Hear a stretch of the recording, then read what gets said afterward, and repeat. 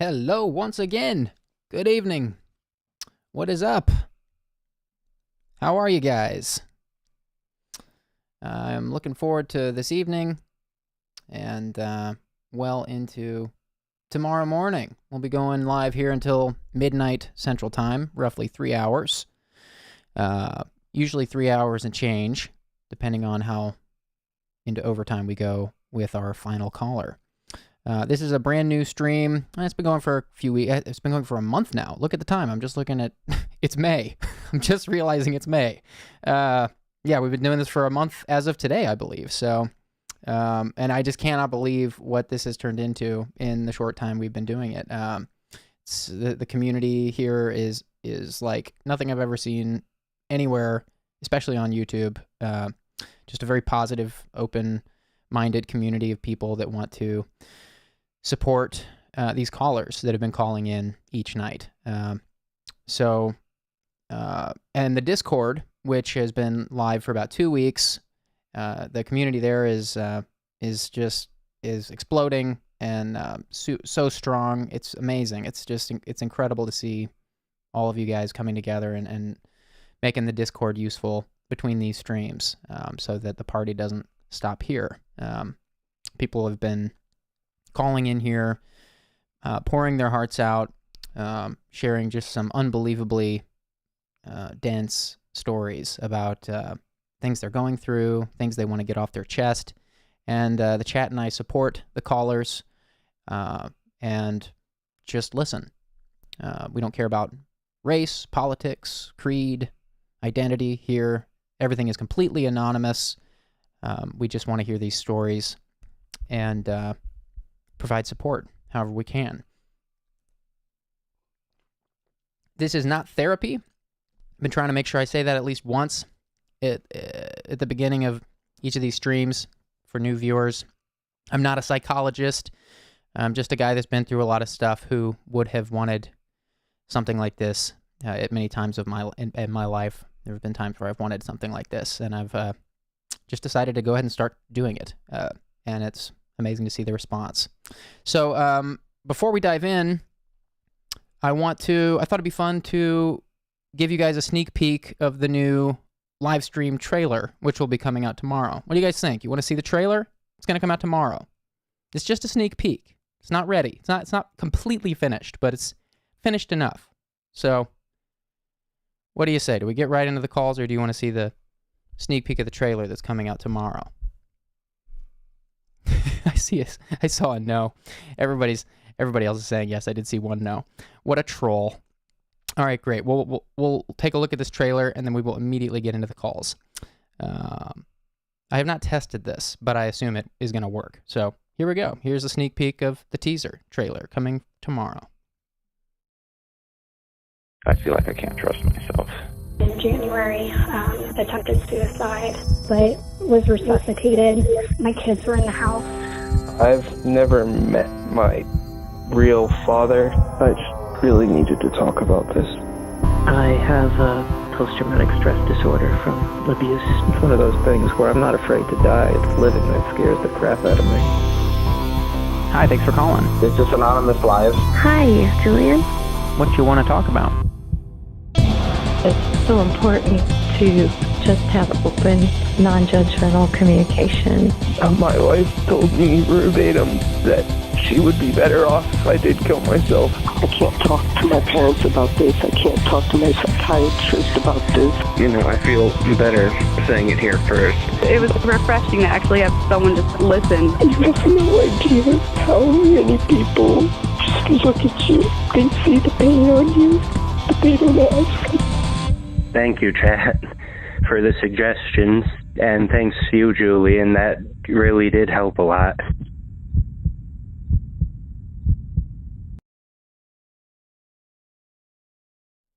So that was it. What'd you guys think?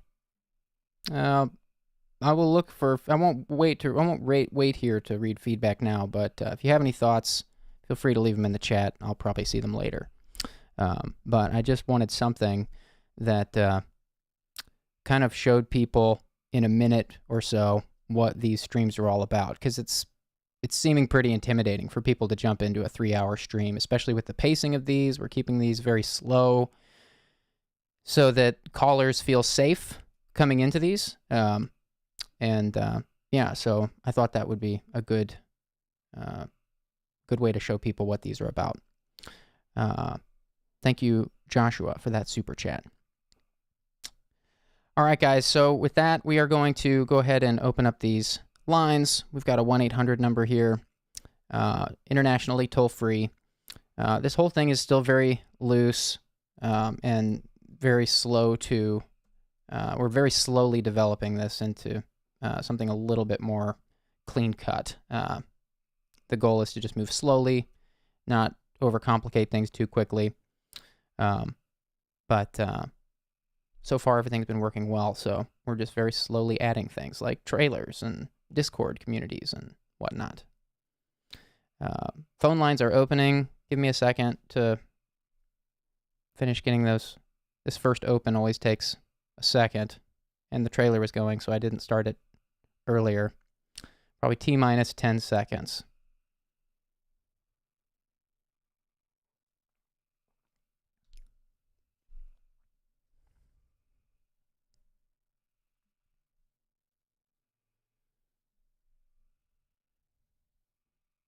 -3, -4 seconds, -5. Okay, here we go.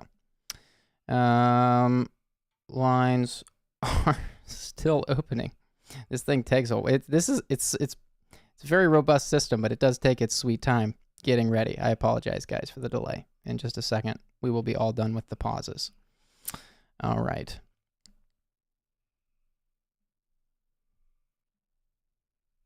Okay, we're up and running, and we're taking our first caller. Here we go. Hi, thanks for calling. Hello? Hello? Toast. Hello, thanks for calling. Hi. I guess I'll just get on with my problem right away. For a while now, past about a year of my life, I've been sort of noticing behaviors and things in myself, and it's been a question of I feel like I may be on the autism spectrum, and it's been an interesting journey of introspection so far, with a lot of interesting what can I say? I live in a household that things like this aren't very understood, which is ironic given that my mom is a counselor who works very closely with mental health, and it's just such a weird thing I've been in this journey. I want to know what's going on in my own head, and I just don't know. So you believe you're on the autism spectrum. You don't have a diagnosis, is that right? Yeah, I mean, I don't know if I 100% believe it. I've wanted to know, basically. I wanted to know for sure. I've been considering seeking a diagnosis. And your parents are standing in the way of you getting a diagnosis? It feels almost like I guess I just don't have the courage to really get up there and do it. But I've talked about this before. I've brought things up and tried to point things out in my own behaviors and things like that. And I've been called out for attention seeking sometimes. In some instances, I've been just I feel like all the things I've pointed out have been immediately, kind of shut down. And I'm not dealing with anything like that, My mom just thinks I'm normal. So there's some opposition to this idea that you might be on the autism spectrum, and it's not that they're necessarily preventing you from getting diagnosed. That sounds like it's more your own kind of process you're going through in deciding how you want to deal with that. Is that right? Hmm. So Yeah, that sounds about right. that must be really hard. I'm sorry to hear that. What's the what would make this call helpful tonight? That's actually, I guess, more just I could deal with talking about it some more, just exploring into it, because a lot of it is just me not really knowing what's going on in my own head and my own body. I, even in the outside the mental sense, I'm dealing with some physical medical treatments that are kind of interfering with me right now. Just some really minor things, but just more of that unknown. I'm sort of, I feel like I don't have control over what's going on in my own body, and it's a little frustrating. I see. I'm sorry to hear that. Well, if you think you got some stuff to figure out about your, the state of your brain, what's standing in the way of you doing that? I mean, I know you mentioned it's like a courage thing, but wouldn't a Yeah, diagnosis help your case with your parents? I think so. I think I'm a little I'm young. I'll go ahead and say I'm only 18, soon to be 19, still in high school. So I guess it's that I'm not sure where to go, what to do, how to go about doing it. I have trouble even going and calling in the dentist appointments these days, even though I'm definitely trying to transition to that stage of my life where I'm responsible for myself. And it's part of that, I'm still in that mindset of I feel like I need to run things through my parents, but things like me being a student and trying to go and pay for and seek this kind of stuff on my own is it's a little daunting.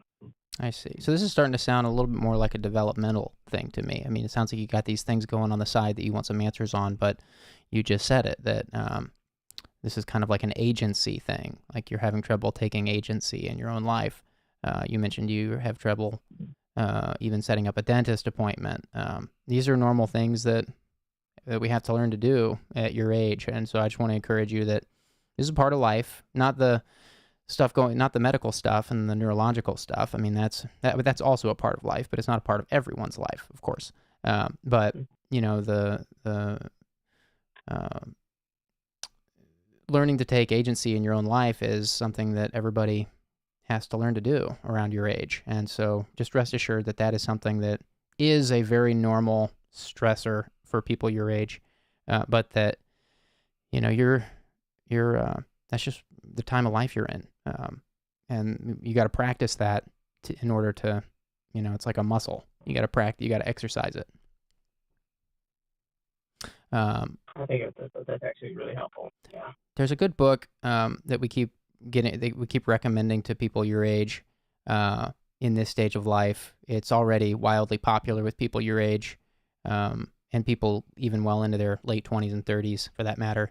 But especially with young people, the book Atomic Habits by James Clear is a great book for learning to just build some very small habits into your life, like little small baby steps that accumulate into real positive change over time. Are you familiar with that book, Atomic Habits? Oh no, I can't say I am. Are you a good reader? I'd like to think so. Yeah, I think I can. Maybe take a note of that book and check it out. Also, our Discord community has been great for people at this stage of life, just looking for support or ideas on how to learn new skills or, get through common life phases, which a lot of this, to me, the more I'm talking to you, sounds like it's just a developmental thing.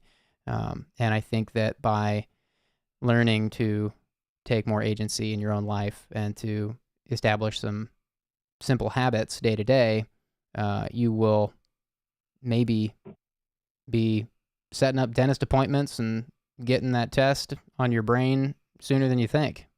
I think maybe it seems like they seem like these big insurmountable tasks, but with some routine and discipline in small ways, it can be a good way to, build up to where those things don't seem so daunting anymore.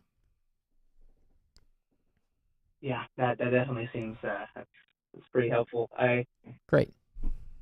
Yeah, that's I'm stuttering a lot here, but thank you. I think it's what I needed tonight. So Great. Well, thanks for calling and I sharing, appreciate that. and take care of yourself. Call back again anytime.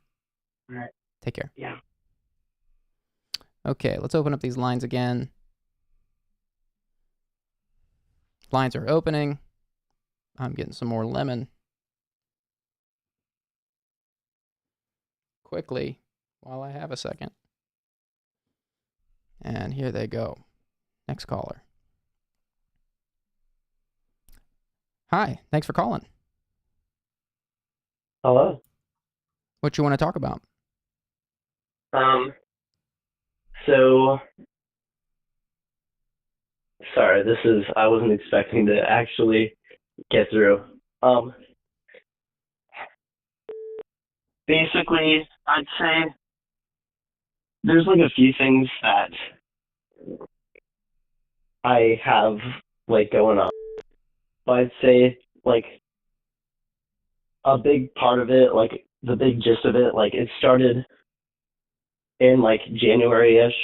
So I'm in high school and I'm a junior in high school, and I go to a pretty small school.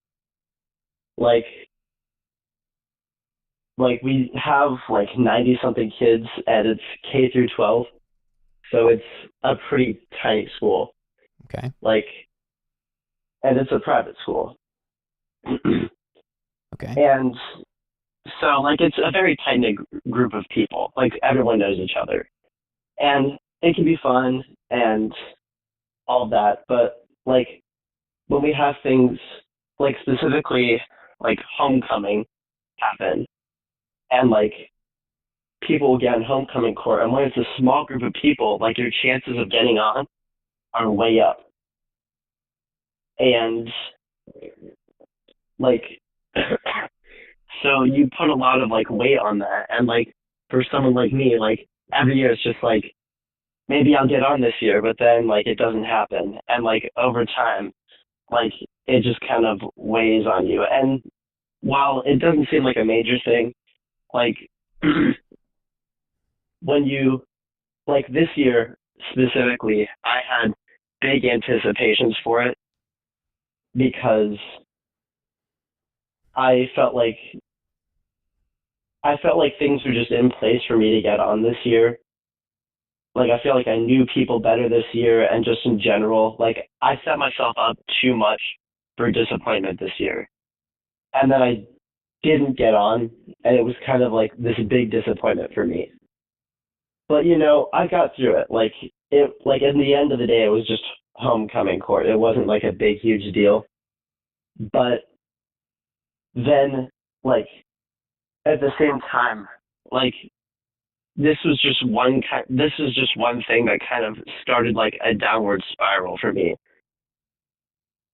Like at the same time, I also was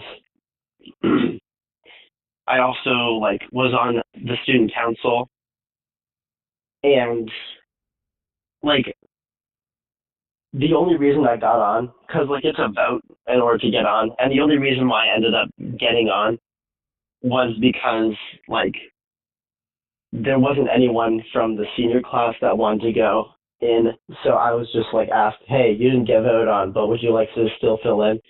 And so I did, and I started to feel like I wasn't like worthy of being on, and I was like, well, next year I'm not going to be able to get on. I started having these like anxious thoughts about stuff like that. I see. And like stuff like that. And like it wasn't a lot of major things. Like I say stuff like this, and it doesn't seem like it's super big, but it's just like little things like that would add on. Like at the same time I was working a job, but I wasn't getting a lot of hours, and I was wanting more hours, but they weren't giving me a lot of hours, and so I wasn't making as much money as I was hoping for. And I'm like trying to save up for college and all that good stuff. and just a lot of things like that. I don't want to get into like every single one because like it could get boring after a while, but it was just little things like that that would add on. And I thought that I had gotten over that stuff. Like, I didn't think about it for a while, but then, like, recently I had started a podcast. And okay, can I interject real quick? Because I want to make sure I'm understanding and following. There's a lot of different facets here, and so I just want to make sure I'm tracking. It sounds like this is about expectations and maybe some self-doubt, and is that right? Yeah, I'd say that's about it. Okay. And I think to an extent, like, most teenagers probably deal with a lot of thoughts like this because it's like... Yeah, it's the time of life. Yeah. I feel like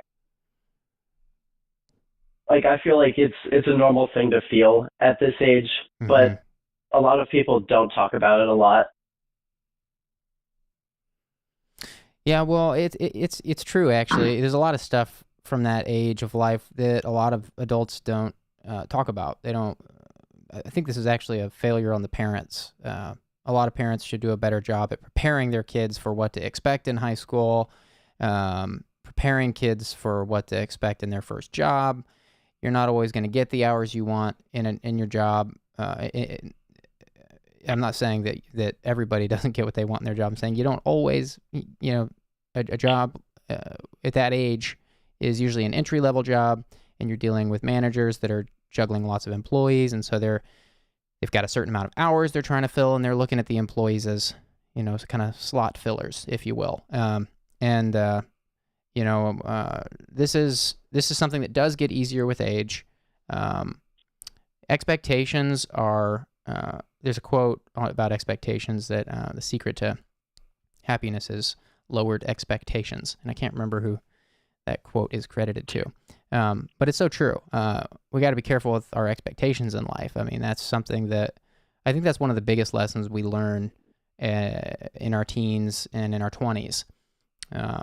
Especially here in the States, a lot of kids grow up with this mindset that they're going to get out of high school and they're going to become TikTok famous, or they're going to get their PhD like on a fast track, and they're going to be like, rip roaring, ready to go. It's like, it doesn't always happen that way. For some people it can, but you don't get there by accident. It takes a management of your expectations. It takes being realistic, because if you get your expectations, in this fantastical state, then you kind of lose sight of your footsteps. Like if you're looking way out in the distance, like where you're going to be going, and you're not looking where you're walking, you're going to trip over a bump in the road or a rock or something. You're going to fall. So the age of life you're at is an age where we're learning to build good daily habits, to work towards the things that we want, and it's hard. I'm empathizing with you, but I'm also I'm doing some explaining, because it sounds like you're young. Sounds like you're maybe 16 or 17 is my guess. Is that right? Yeah. Yeah, this is normal stuff to be learning at that age. I obviously can't help you with your homecoming stuff. I can't help you with your job. This is a place where a lot of people are calling in at their wits' end, and so we want to hear people's stories and try to add support however we can. But in your case, all I really know to do is to just kind of empathize with you. I would encourage you to talk to your parents. Have you opened up to your parents about this? What do your parents have to say about your expectations? Yes, I've talked with my parents about it.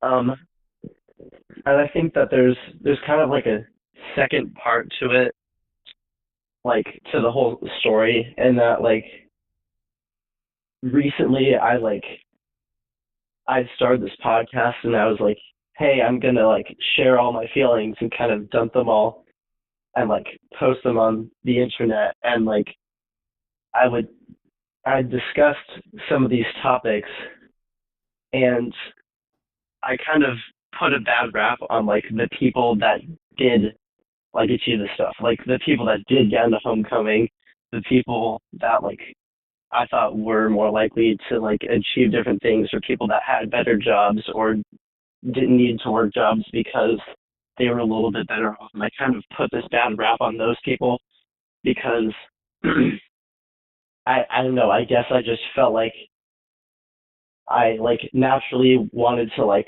put a face to blame like my situation on, but in reality it's just a circumstance, it's just the way things are. And I feel like I learned a lot about like I realized that the way I was dealing with my emotions wasn't very good. How did that go over for you? A lot of people, they for a while, like I didn't even realize like what I'd done. Like I thought that like there was nothing wrong, but then people started coming up to me and being like, Caleb, like this doesn't seem like you. Sorry, I forgot. Sorry. Never mind, sorry. People would come up to me and be like, hey, like you, like this doesn't seem like you, like you've never said anything like this, like this is kind of rude what you're saying. Like a lot like I got a little bit of like backlash for it, and I realized like none of these things I said I believed. And like I called like some of them like snobby, and I was like, I thought to myself like who like that got onto homecoming court was snobby, and I like thought no one, like they're all nice people. And right. So I kind of learned the hard way, like that you shouldn't blame things that are out of your control and out of everyone's control on the people on just anyone, because sometimes circumstances happen and they're nobody's fault. Yeah. So from the chat, Easy Cheesy is echoing this sentiment about expectations, and I think this response is right on the nose. It says, people are generally happy when the reality of life is better anticipated. Unreasonably high expectations are often a recipe for disappointment. It's a perspective earned with time and open-mindedness. That last sentence really is the most important part. It really does. What you're talking about is just something that's going to take time. You know, you need time, and you also need something else. You need some effort. You need some time and effort. And I'm not saying you're not giving any effort. I'm just saying that this is a very natural thing to be learning at your age. I want to recommend a book. I apologize. I don't know if it's written with a high schooler in mind, but it's a book that I've heard good things about. It's called Expectation Hangover: Overcoming Disappointment in Work, Love, and Life. And it's written by Christine Hassler. And I do feel like you're up against some expectations and maybe some comparison. Sounds like maybe you're comparing your friends' lives a little bit to your own. Expectation is the thief of joy is another quote that I often ruminate on. It's so true. You compare, as soon as you start comparing things, you can kiss happiness goodbye. So I would make a note of this book, Expectation Hangover. I'm going to put this link in the chat for you so that after our call you can go find it. I want you to rest assured that these are very normal things to be learning at your age. So don't stress about it. Just give it time and do the work. Like Jordan Peterson says, you got to clean your room. You know, if your life's a mess, you got to just roll up your sleeves and clean it up. People don't like being told to clean their room, but the people who do it are the people that get ahead. And, we don't need to get into the specifics of you've shared so much. I feel like there'd be no point to go into any more specifics about, what specifically is grieving you in life. It seems like you're going to a good private school. It seems like you're just trying to figure out how to get what you want in life. And that's a very normal thing for a high schooler to be learning to do. Also, KO from the chat recommended trade school, which is an interesting idea if you're trying to figure out what to do with your life. They say, KO says, trade school is a really good idea. There are so many things that we will always need. And she's right. So I would recommend checking out this book, Expectation Hangover. The link is in the chat. And there's a bunch of other ideas in the chat you can revisit too. But don't be discouraged. These are good challenges you have. Yeah, thank you. Thank you for hearing me out. And just I just want to say, I've been watching your content for a long time. Like back in like the early days of YouTube, like back when I was little, like our family would watch your videos, and it's an honor to be able to talk to you, and I'd just like to thank you for the time that you've given to just listen to me. And I think it's a great thing that you're doing. And I just thank you. Thank you so much for the support and for calling tonight. Call back again anytime. Take care. Every time I mention Jordan Peterson, which isn't often, people get all fiery in the chat. Guys, it's not like I worship any of these people I quote. Jordan Peterson isn't wrong about everything. Okay? Nobody's wrong about everything. No one is wrong about everything. Okay? So get over it. Get over it. Actually, that reminds me, I forgot to do our new toast sound effect for that first toast we had. Here goes. There we had a toast. Now we have a toast count 1. Now I just got to get the counter up on the screen. Yeah, this is for the Jordan Peterson joke. There we go. I got to figure out how to use all this soundboard stuff. We do have a soundboard now. Building it out. If you have ideas, let me know. Gonna make this kind of fun. All right, so gonna open up these lines again. Trying to find ways to make this interactive. I got a toaster sound effect. You'd be surprised how hard it is to find a quality toaster sound effect, by the way. Hi, thanks for calling. Hello. What you want to talk about? Again. I'm gonna go with a random fake name. Let's go with Cassidy. And I forgot that the chat is like 30 seconds later. Hi. I would like to say, I feel like I'm like a combination of the first and second caller. In the way that I am also like, hey, probably on the autism spectrum. And also, hey, there's some issues.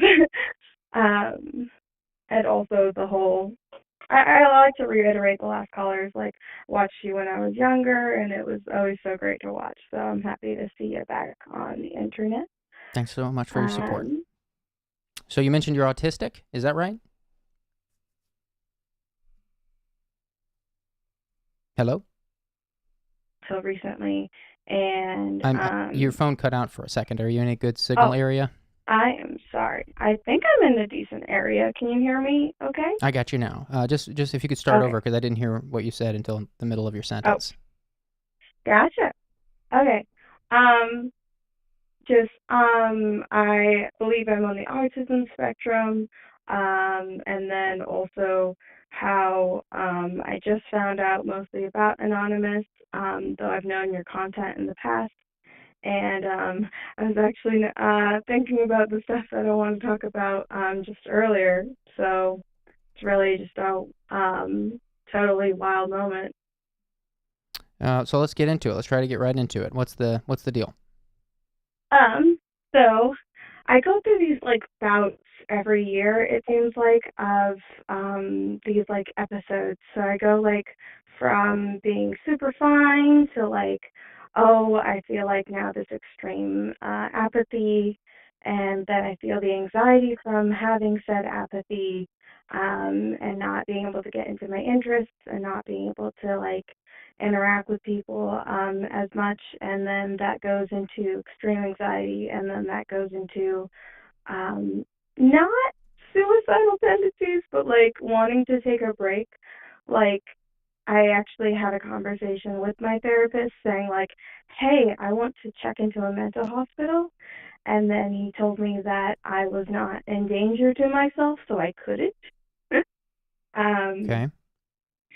And yeah, so I kind of like got better in this last like few months, and then now I'm starting to enter that apathy moment again, and I've also like different things have been letting me know kind of that I've been in my apathy moment as time goes on. I never had a strong relationship with my grandfather, but he's on his deathbed, and like I keep forgetting that and like not interacting, and all my rest of my family keeps interacting, and I'm like, wait, why is my aunt coming in from like from out of state and like all these other things, or being all like, oh, this is a holiday and stuff like that. And then my friends keep coming up to me and being like, are you okay? Like multiple times, and I'm all like, oh, I'm just burnt out. Mm-hmm. And I guess I am a little bit burnt out as well, but there's just like a lack of something. I was able to hyperfocus. I also got diagnosed with ADHD last year. There we go. Yeah, that's I'm really good at rattling those things.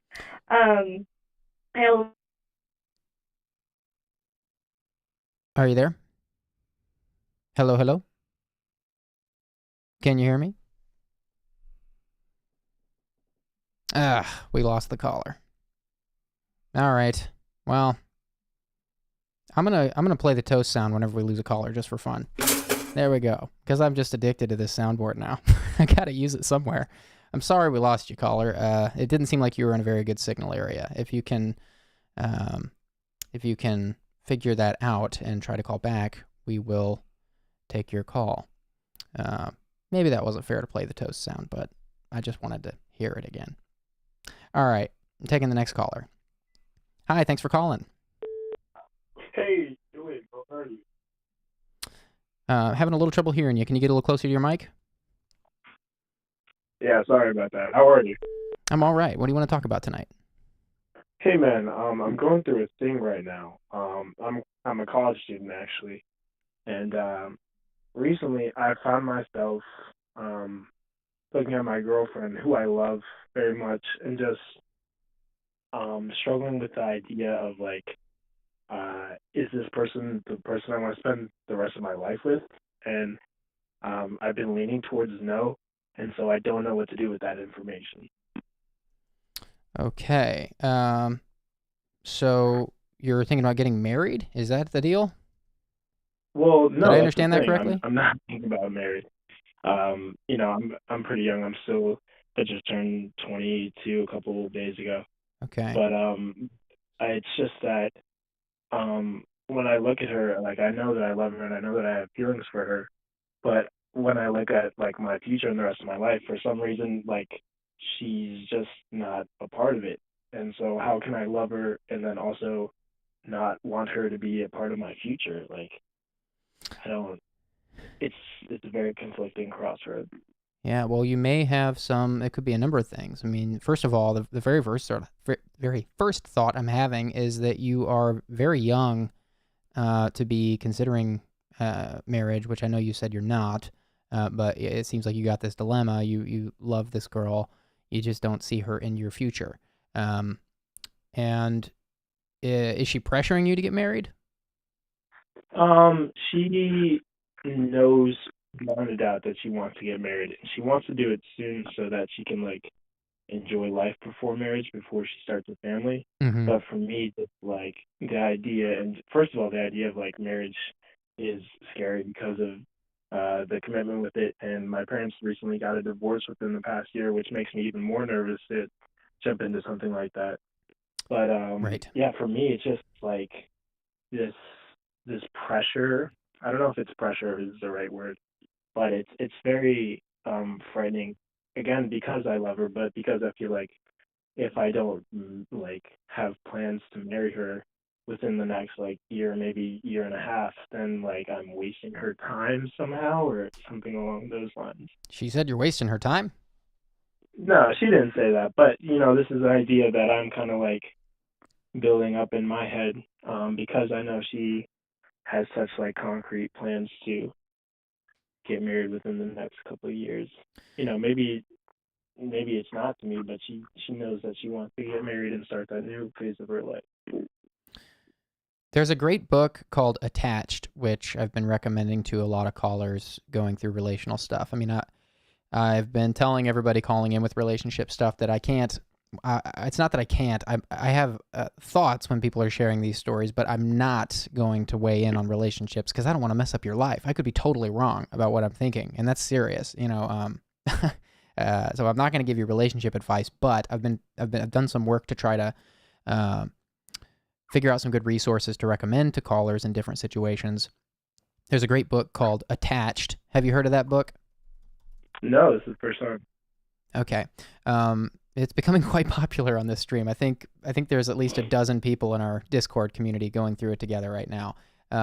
So highly recommend checking this out. I'm getting the Goodreads link for you to put it into the chat so that after this call you can go find it easily. There's an audiobook, but the audiobook is not good. It's a really bad narration. But I highly recommend reading it. Are you a good reader? I am a good reader, yeah. Great. So read it. It's in here in the chat under attached. Just look for my comment and you'll find the Goodreads link. Okay. It's a book that goes through attachment theory, which basically there's different attachment styles, like for example avoidant attachment or needy. There's like all these different personalities and ways these personalities interact, and some of them can actually go very poorly together. I won't bore you with all of them here. It sounds like you're going to read it, but highly recommend checking it out. It taught me a lot about myself, and a bunch of people in our Discord community are getting a lot out of it as well. And if you join our Discord community, you might get some good commentary from the folks here as you're going through it, and that might be doubly valuable, just to have a little sounding board. Yeah. Well, that's all. I mean, thank you for the recommendation, and thank you for the time for reaching out in this way on the internet. I'm kind of shaking right now just because I'm nervous. I'm talking to like Julian Smith, and I'm going to tell my older brother this later, and he's going to be so jealous because he's the one who introduced me to your content. But again, I want to thank you, and I actually appreciate your reluctance to dive into such a heavy topic, because I'm also very reluctant to dive into such a heavy topic. Yeah, but, we want to just community, so. Right. Yeah, we just want to hear people here and let people share. There's a lot of people calling in with like really severe stories, and so we just are creating a safe place here where we can listen. We won't always be able to weigh in with advice because some stuff is just too intense. But I do appreciate you sharing. The chat loves you and wants to see you in the Discord. So I hope you join us there. The link for that is in the video description. And feel free to call back again anytime. Thanks, Julian. Have a good night. You too. Take care. All right. On to the next caller. We are going to... Where are my phone lines? I've got too many things on this computer now. I'm going to have to plague my desk with screens now that I've got a soundboard, a phone, a broadcaster, and the YouTube chat. This is getting unruly, guys. I'm going to have to... You're not even going to be able to see me on the stream. It's just going to be a bunch of monitors right here. All right, here we go. Next caller. Hi, thanks for calling. Hey. So, wow. Wasn't expecting to make it on here. But honestly, I feel like I could use a friend right now. Going through a bit of a weird, rough patch, related to a whole bunch of things, and it all just kind of feels like it's meeting up at a certain point of just like not knowing my place in the world. Just feeling very lost. And I have no real way to like express it. And I don't know, I think I just have a bunch of ideas swarming around my brain that kind of need to be organized. How old are you? I am 25. 25. And what are you feeling? In what way are you feeling lost? Is it like a don't know how to apply yourself productively in work, or feeling lost with like, is it like a sense of faith thing, or is it a relationship thing? What is it? I think it's purpose driven, really. I mean, I've got like all my basic necessities covered. I've got things in place so that I can like, live comfortably day to day, but it always just kind of feels like, I don't know. I have this desire for like some higher purpose and some goal in mind of just being better than who I am, or at least better than who I was yesterday. And for whatever reason, that like philosophy has caught up to me now, and it feels like I'm at a standstill where I still want to prove to myself that I can still improve as a person without giving up like my integrity or like the things that I've built up for who I am, or like building up who I've become in order to change for what I perceive to be better. It's really hard for me to describe. I'm wondering, it makes sense. I'm tracking with you. I'm wondering if you do any volunteer work. Volunteering can be a great way to, if you're feeling listless or lost or directionless, or you want like some sense of purpose. Volunteering is a great, easy way. Find some cause you believe in, or some local, even like reading books at the library to kids or something. Like there's a million ways to volunteer in your community. Have you experimented with that?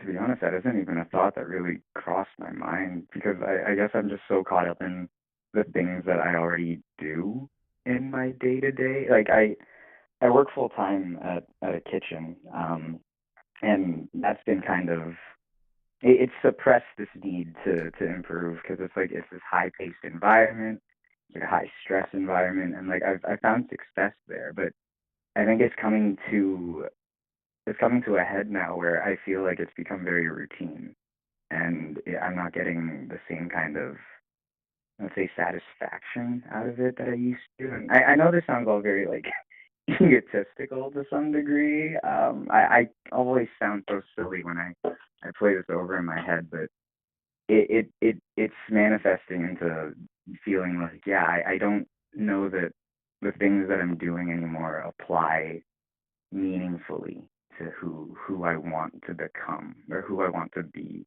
in this world. Well, you're not egotistical. This is a very natural developmental thing to go through in your mid-20s, specifically your late 20s. I have some bad news for you. It might get worse. It might get worse for you for a little bit, just for a few years. The end of my 20s were super rough, just inside my own head. It wasn't like the world was falling apart. It was just like, I was so like, it was just like you said, I had everything going for me, and I was just like, so I didn't know which end was up for about 3 or 4 years. I was also going through a lot of stuff in my family at the time. And so there were some contributing factors, but they call it a quarter life crisis for a reason. I believe those things are real. Often not as serious as like a midlife crisis. If your life falls apart in your 50s, that can be a lot more to clean up. It can be a lot messier. But people go through these developmental cycles, and a big one is in your 20s, right around the age you are. I remember when I was 25, I was very much in that spot. In fact, that was around the time where I started kind of drifting away from YouTube videos. I stopped making nearly as many around that. My output probably dropped to like 10%, if not less, around that age. So I am just trying to encourage you that it's normal to feel a little lost in your 20s. So I don't want to hear you call yourself egotistical. I don't want you to beat yourself up. There's some stuff changing in your brain. It's going to take some time to just naturally iron itself out. But we still got to do the work. We got to find good things to fill our time. And it's kind of like, the way I like to see it is it's your brain's way of kind of pulling you forward into that person you're trying to become. Like you said earlier, you've got this picture in your head of what you should become, and you felt egotistical for suggesting that there ought to be more. And I think that's just your brain's way of telling you, hey, there is more. That's why I recommended volunteering, because volunteering is a great change of scenery. It's a great way to give back to your community, especially if there's a cause you like. And also meeting new people. You can meet lots of great new friends volunteering. So it's like a triple win. I would highly recommend doing some Googling tomorrow, finding some place you'd like to give a little time to, just for free. And if you're feeling bad at the end of the day, or you're not feeling good about how you spend your time, volunteering is also a bulletproof way to feel productive. Because at the end of the day, even if you didn't do anything you felt good about, you can always be like, well, at least I helped some people today. At least I made someone else's life a little easier today. And then that always has helped me sleep easier. And I know that other people share the same kind of experiences. So I don't know. I hope that's helpful. No, definitely. I mean, yeah, I feel like, I was always so caught up on having, like, I don't know, these tangible achievements left behind with, like, my name on them. But because something that always, like, used to drive that motivation for me to want to improve is, I think this is misquoted, but I'm pretty sure the last famous person that I heard it attributed to was Banksy, and it was like the whole idea of dying twice. Like the first time is when they put you into the grave, and the second time is when somebody says your name for the last time. And that quote stuck with me because I generated this like anxiety and this fear of not wanting to die a second time. I wanted to like leave my mark on the world in a positive way and impact it somehow and try to achieve something greater than myself. And I guess I never really took the time to realize that maybe how I treated people might be a way to achieve that. Yeah. I fancy myself an existentialist, so you're talking to somebody that believes we have to kind of make our purpose in the world. We have to go find it. It doesn't just like appear on our front door in an Amazon box, it's not a religious ideology. It's just a philosophy, existentialism. So all that advice I just gave you is coming from an existentialist, someone that believes that if you're dealing with negative feelings, then you got to roll your sleeves up and do stuff that is in the right direction. And at your age, it can be really hard to pinpoint where the right direction is. That's why I wanted to give you at least a couple pointers. I'll also say that my 20s were a time of some pretty heavy ego death on my part. Like, I don't know if you've ever heard that term, but you mentioned ego. Yeah. You mentioned ego earlier, so I'm just thinking of that. Ego death in a very positive way. I mean, I think a lot of Americans specifically grow up with this extreme sense of individualism because of how things are here, and with capitalism and everything and free markets and whatnot. Like, it's just our individualism is so strong here that I think your 20s. It must just be like around the time your brain realizes that you're not 100% an individual. Like there's something more. Like there's too much connection and too much in common with ourselves and other people, which is why volunteering is so great. It's why relationships are so meaningful. It's why work works. So you may be going through some kind of ego death. Embrace it is what I would say. Lestab from the chat says, it often gets worse before it gets better. I think that was in relation to what I said earlier about it might get heavier for you towards the end of your 20s. Maybe not. Maybe not everybody's the same. But for me, it started around the age of 25, and then it didn't really level off till I was about 31. And then what it took for me, spoiler alert, was just to realize that it wasn't going to go away until I built the new life that I wanted. So maybe take that and run with it for what it's worth. Maybe start doing it now. Maybe you'll be done with yours by the time, maybe you'll be done next week. maybe you'll be over next week. Well, ever the optimist, I suppose I should be. But yeah, thank you. Was that helpful? Anything else you want to share?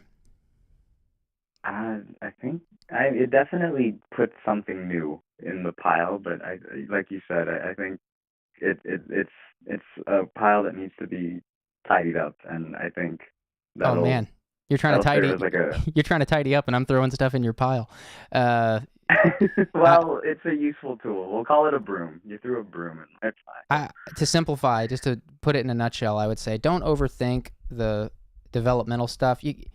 It's pointless getting introspective about this stuff and getting up in your head about it, because your brain's just going to develop how it's going to develop. I mean, we can't. It's not going to do us much good thinking about what's going on in our brains. I would say, so number one, like don't get overly analytical about what you're feeling, and instead take a step forward with volunteering tomorrow and take that one step. And I can almost guarantee you that just doing that one thing is going to change so many things for you. Like I said, it's a change of scenery. You're going to meet new people. You're giving back. It's selfless. So I think just like that one small step will do a lot for you. I'll definitely give it a shot for sure. Yeah, no, thank you. I will take that and run with it. Great. Well, I enjoyed talking to you. Thanks for calling in tonight and sharing, and join our Discord community if you're on Discord. It's a great place to be around people that, I mean, pretty much everybody in the YouTube chat here is in the Discord as well, and they're always going on Discord we just got an open mic channel on the Discord. Just, I forgot to announce that earlier to everybody in the chat, but there is now an open mic channel there. People were using it to like show off music and stuff, the personal songs and talents, and it's pretty cool. One person at a time gets up and others listen. So anyways, yeah, that was I was announcing that to everybody there. But if you, the caller, do feel like joining the Discord, it's becoming a pretty cool thing. So.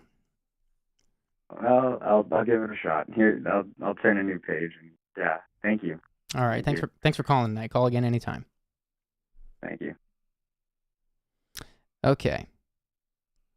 Going to turn on these lines again. And we will take an intermission around 10:30 Central. That's about 30 minutes from now. Hello, thanks for calling. Hello? Hi. What you want to talk about? I didn't think I'd get through. Yeah, so really I don't know what to say, but when I think I have a big ego, and it's something that I'm having a hard time like controlling a bit. I feel like most of the time, and I hate saying this because I know I'm not, but I feel like I'm better than most people most of the time, and I hate that feeling because I know I'm not, and I just think of myself so highly to like other people, and I just feel like selfish as a person, and I have really bad anxiety as well, so it's hard for me to go out and meet new people and spend time with like people that I love out in public spaces. It's just a whole mix of a lot of things, and I just feel as though like I don't understand how my ego got so inflated while also being such like a shy person, I guess. How old are you? I'm 18. 18. Well, you just said you are, you think you're better than other people, but that you hate it. So that's interesting. Do you love yourself? Are you hard on yourself? Yeah. Yeah, you're I would hard on say so, yourself. yeah. So you wouldn't say you feel like you love yourself? No. Okay. Do you have a therapist? I do, yeah. Have you shared this with your counselor, your therapist? Yes, I have. What do they say? I mean, they just told me to try and accept, like, I don't know how to, like, I don't remember exactly how it was worded, but Did they do any kind of testing try on and, you or any kind of evaluation on you to determine if maybe you have some kind of personality disorder? no. I wonder if you're, I mean, so just to be very clear, I'm not a psychologist. I can't shrink you. Yeah. But I am, I am, I don't know what I was about to say enthusiast, but that's not the right word. How does one be an enthusiast about personality disorders? I've got a lot of experience with personality disorders. A lot of very close people in my family and friends have, I've had just a lot of really traumatic experience with people with personality disorders. I'm confused in your case because it sounds like you're describing a personality disorder, but usually people with a personality disorder like borderline personality disorder or even narcissistic personality disorder, usually those people are so blind to it that they can't even feel guilt or remorse over it. And I'm sensing that you feel a lot of, I mean, you said it. I'm not even sensing it. You said you feel really bad about this, that you think you're better than other people.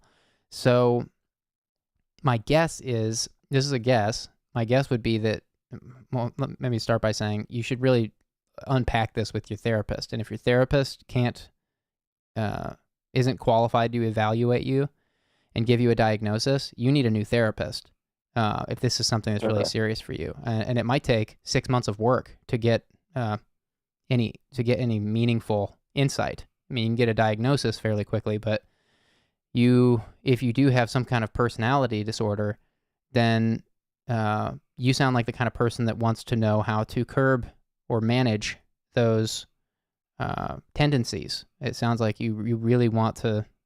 It sounds like you don't enjoy being like that. It sounds like it's hard on you. That'll take work and time.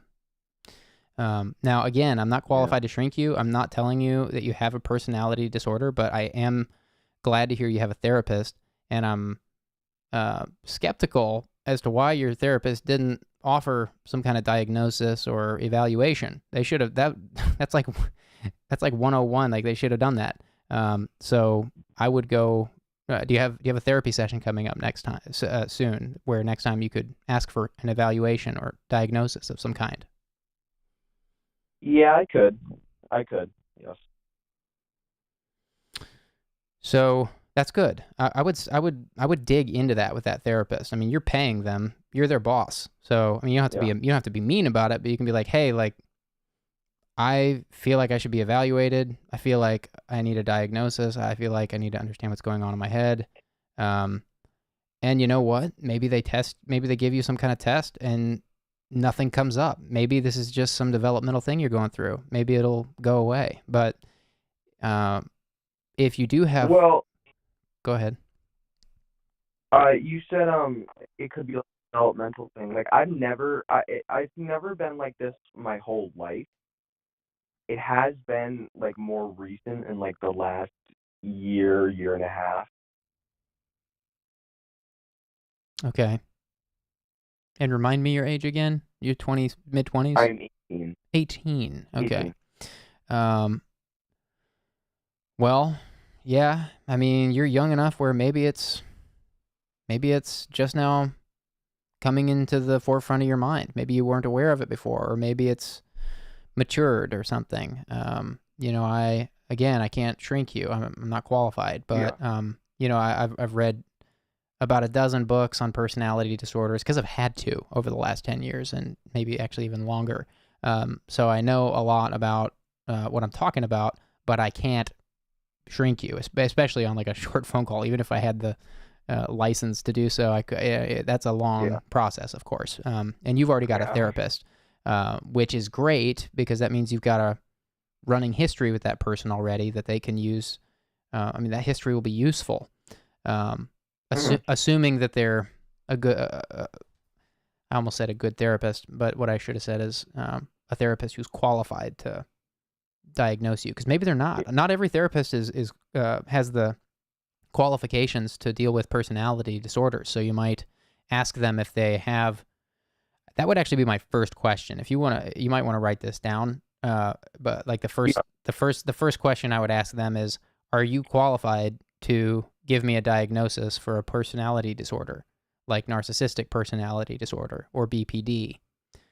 And then if they say yes, I would want to know, if it was me, I would want to know, why haven't you offered that to me yet? That you know I've been dealing with this stuff. Like, I would want an answer on why they haven't suggested that, because maybe that answer is good news. Maybe they're like, hey, look, we were just so certain that you're not dealing with a personality disorder that we didn't even offer it. Then you can feel better. Or maybe it's bad news. Maybe they're like, well, we couldn't, I don't know enough about it, or, you know, I don't do those unless it's an extreme case or something. Like, if they give you an answer like that, I would just find a different therapist. So kind of a two-part process there is how I would deal with that with your therapist. But I'm glad to hear you have a therapist. And just know that that's if you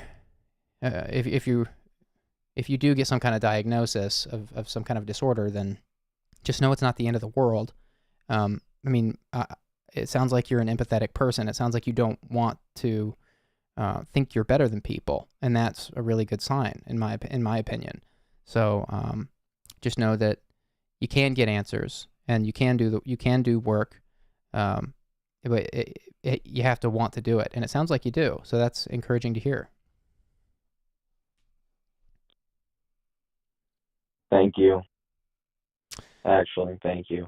Well, I don't want to like come across and like come on to like and call in and like just drop like a whole thing on you. So I'm sorry if I did. No, that's what this is for. What would make this helpful? Cool. Cool. That's what I thought, but I didn't know. I just wanted to make sure. No, this is precisely what this is for. But I want to make sure that we make this a beneficial call. So,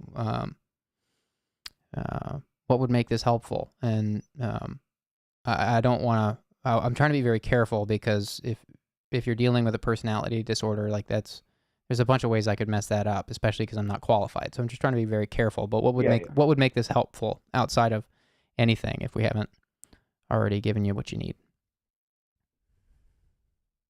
I don't know where you lie, like on religion, but to me, I'm a Christian, so prayer, I guess, I would say.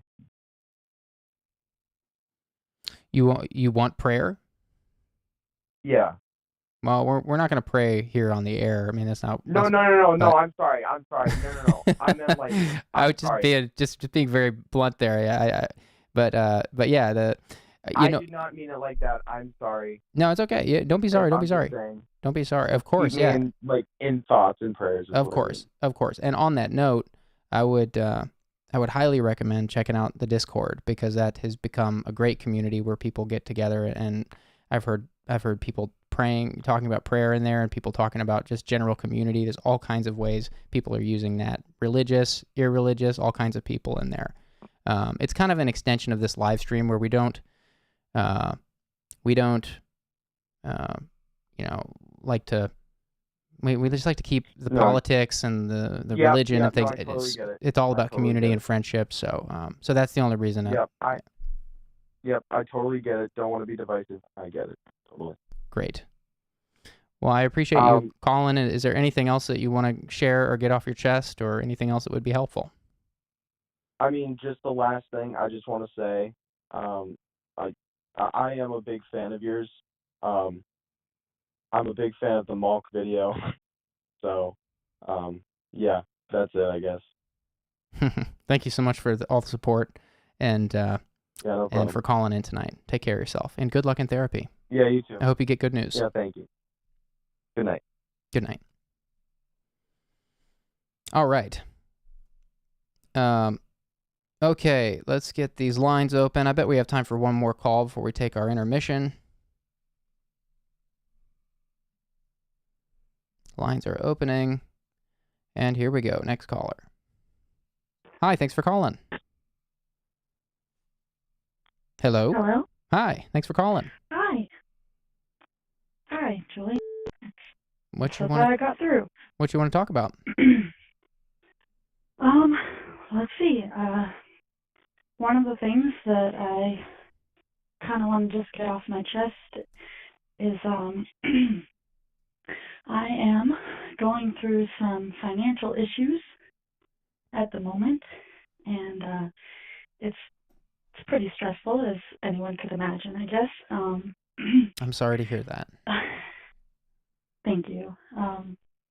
It's on top of that, I guess, which makes things a little bit more difficult, is I struggle with my mental health, and my brother also is struggling a little bit with his mental health, and I know I've heard people talk about this on other live streams, so I'll just go ahead and say it. It is involved around suicidal thoughts.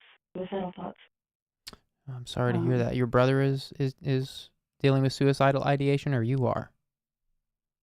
We both are, actually. Oh, wow. Have you attempted?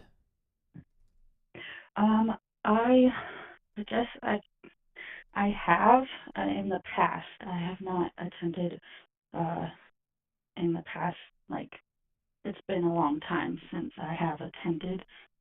For me personally, when those thoughts arise,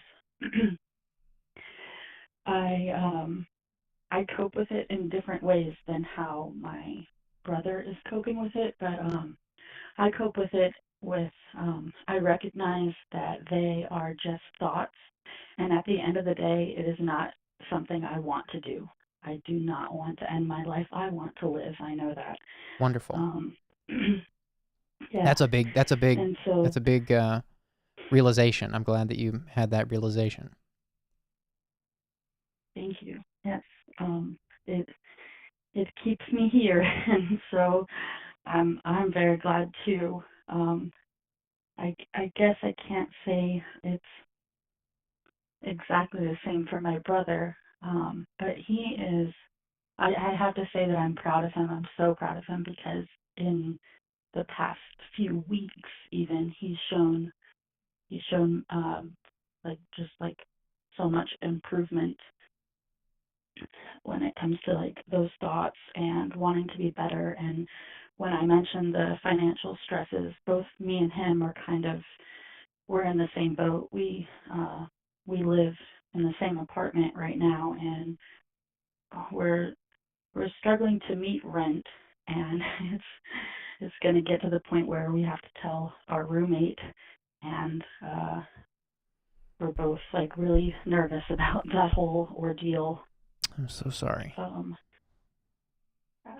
It's such a crazy time in the world. I don't know what your personal situation is, but I hope you understand how much the whole world is under, and that I know that doesn't make it easier, and it only makes it more complicated, but at least it takes personal weight off of it.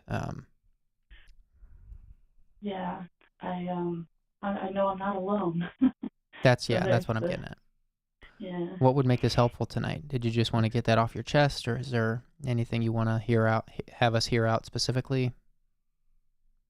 Well, I did want to get that off my chest, that's for sure. And I guess for what would make this call helpful, I guess, is I know for me personally, I know I said like we're struggling financially, but I don't think I've been doing enough. I haven't really gone out and tried to like apply for a job and get a job really quickly or anything like that. And I guess I can say like I lack motivation Okay. when it comes to that kind of stuff. great that you've realized that. That's amazing. Another huge step that, so many people don't make that realization. They're like, why don't I have money? Or they don't want to work. And it doesn't sound like you're there. It sounds like you have made the realization that you could be doing more to bring in more money. And I think that's great. Of course, I can't give you career advice here, but I am happy to listen to more about the situation. I just want to give you that disclaimer that I don't want to mess up your life, and so I'm not going to weigh in on what you should or shouldn't do here. But we can recommend some books. We can recommend some books. I'm already thinking of a couple that may be helpful if you're trying to set up some better habits in your daily life with your routine. Yeah, great. How old are you? I am 30. 30 years old. Okay. So I'm not sure if you've heard us talking about this book, Atomic Habits. I recommended it to a caller earlier in the stream today, and then it's been just everywhere on this stream for the last week or two. Are you familiar with that book, Atomic Habits by James Clear? I haven't read it or anything, but I have heard it on the live streams. I've watched a little bit of the past 3 live streams that you've done, and so I've heard you recommend it lots of times. I wrote it down the first time I heard it, and I'm writing it down again. Okay, I have a feeling that book is going to be a game changer for you. It has sold over 1 million copies. I believe it was a New York Times bestseller for 12 weeks or something ridiculous. I'm probably getting the number wrong, but it's just this wildly successful book. It just walks you through establishing very approachable small steps in your life that culminate in these really big changes over time. And it takes work, and it takes some personal work too from you to kind of it's not going to tell you what to do with your life, of course, but it's going to guide you through the process of identifying little things you can change in your life on a daily basis, and then over time those accumulate and snowball. And I just love that title, Atomic Habits. I hope you enjoy it. And there's an audiobook, I'm pretty sure. An audiobook, yeah. I probably will try to get the actual book too, just good. So it would be helpful, I think, for me to read it as well. It really does sound like exactly what would help me, because I know I would benefit so much just from having more support and encouragement. At this time of my life, I've been more lonely, more alone than I would prefer, and so I've had to create that support and encouragement within myself, and it works some of the time, but it is very helpful to have outside sources where I can also get that. Right. I'm so sorry. It sounds like you're under so many things. It sounds like a really rough time. I do think that you're on the right track. I don't know if that makes you feel any better or not, but I'm encouraged to hear that you're ready for change. Sometimes it takes us getting into a really rough spot to realize how hungry we are and to run for the hills, and I like to make the distinction that we're running towards something, not away from something. You don't want to run away from problems, of course, but sometimes our problems can be good fuel for chasing something really, really positive, and that's the theme of Atomic Habits. Also, the chat has several people in the chat have recommended reaching out to your landlord. Have you done that? If you're in a tight spot right now, reaching out to your landlord, and maybe they can help you. So as far as that goes, I'm personally not on the lease in this apartment. My brother was helping me out through a tough time, and I started living here.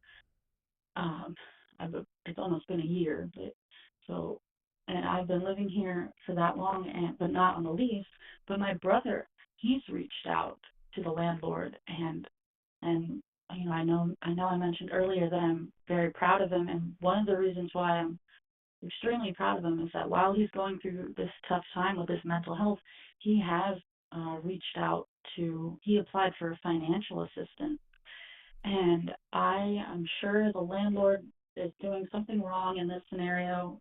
So if any advice would be helpful. But my brother applied for financial assistance, and the place that gives assistance is requiring the landlord to apply. And yesterday, my brother found out that the landlord is not going to apply. Like, they're refusing to apply. And it just seems a little odd because, like, I'm sure they want their money, but it's like they're making it a little bit difficult, even though this may be a good solution. And so I'm not sure exactly what can be done in that regard. Yeah, But that maybe is they're hard what up is for cash going too. on, yeah. Maybe, sorry, I talked Sorry, over I you. didn't hear that last thing. Yeah, sorry, we both went at it at the same time. I was saying maybe they're tight on cash too. As I was saying earlier, a lot of people are really strapped right now. I mean, the world is just not functioning the way it always usually does right now, and I do believe that's going to get better. Of course, nobody has a crystal ball, and I'm no economist, but I just believe that the world's been through so many things, and it hasn't been the end of the world yet. That's actually not even what I believe. That's just what is. It hasn't been the end of the world yet. And I think that it doesn't do much good to think there won't be a tomorrow.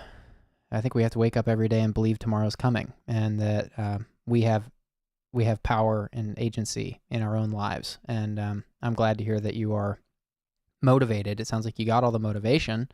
Sounds like you're still formulating the plan, but the plan will come. I think Atomic Habits could be the perfect read for you right now, since you've got that motivation, but you're trying to figure out the small practical steps that need to be made.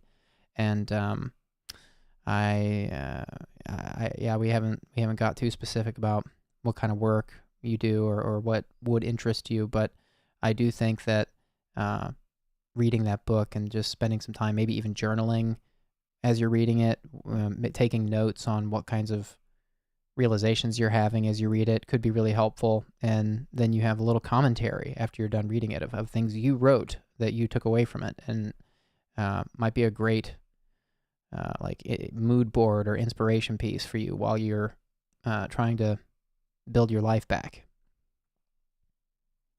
Yeah, that I love journaling, so I'll probably be doing exactly that once I can get a copy of this book. I know I probably wouldn't order it because I probably want to get it as soon as possible. But yeah, I guess excuse me, if I kind of want to touch base on something else that's kind of been going on.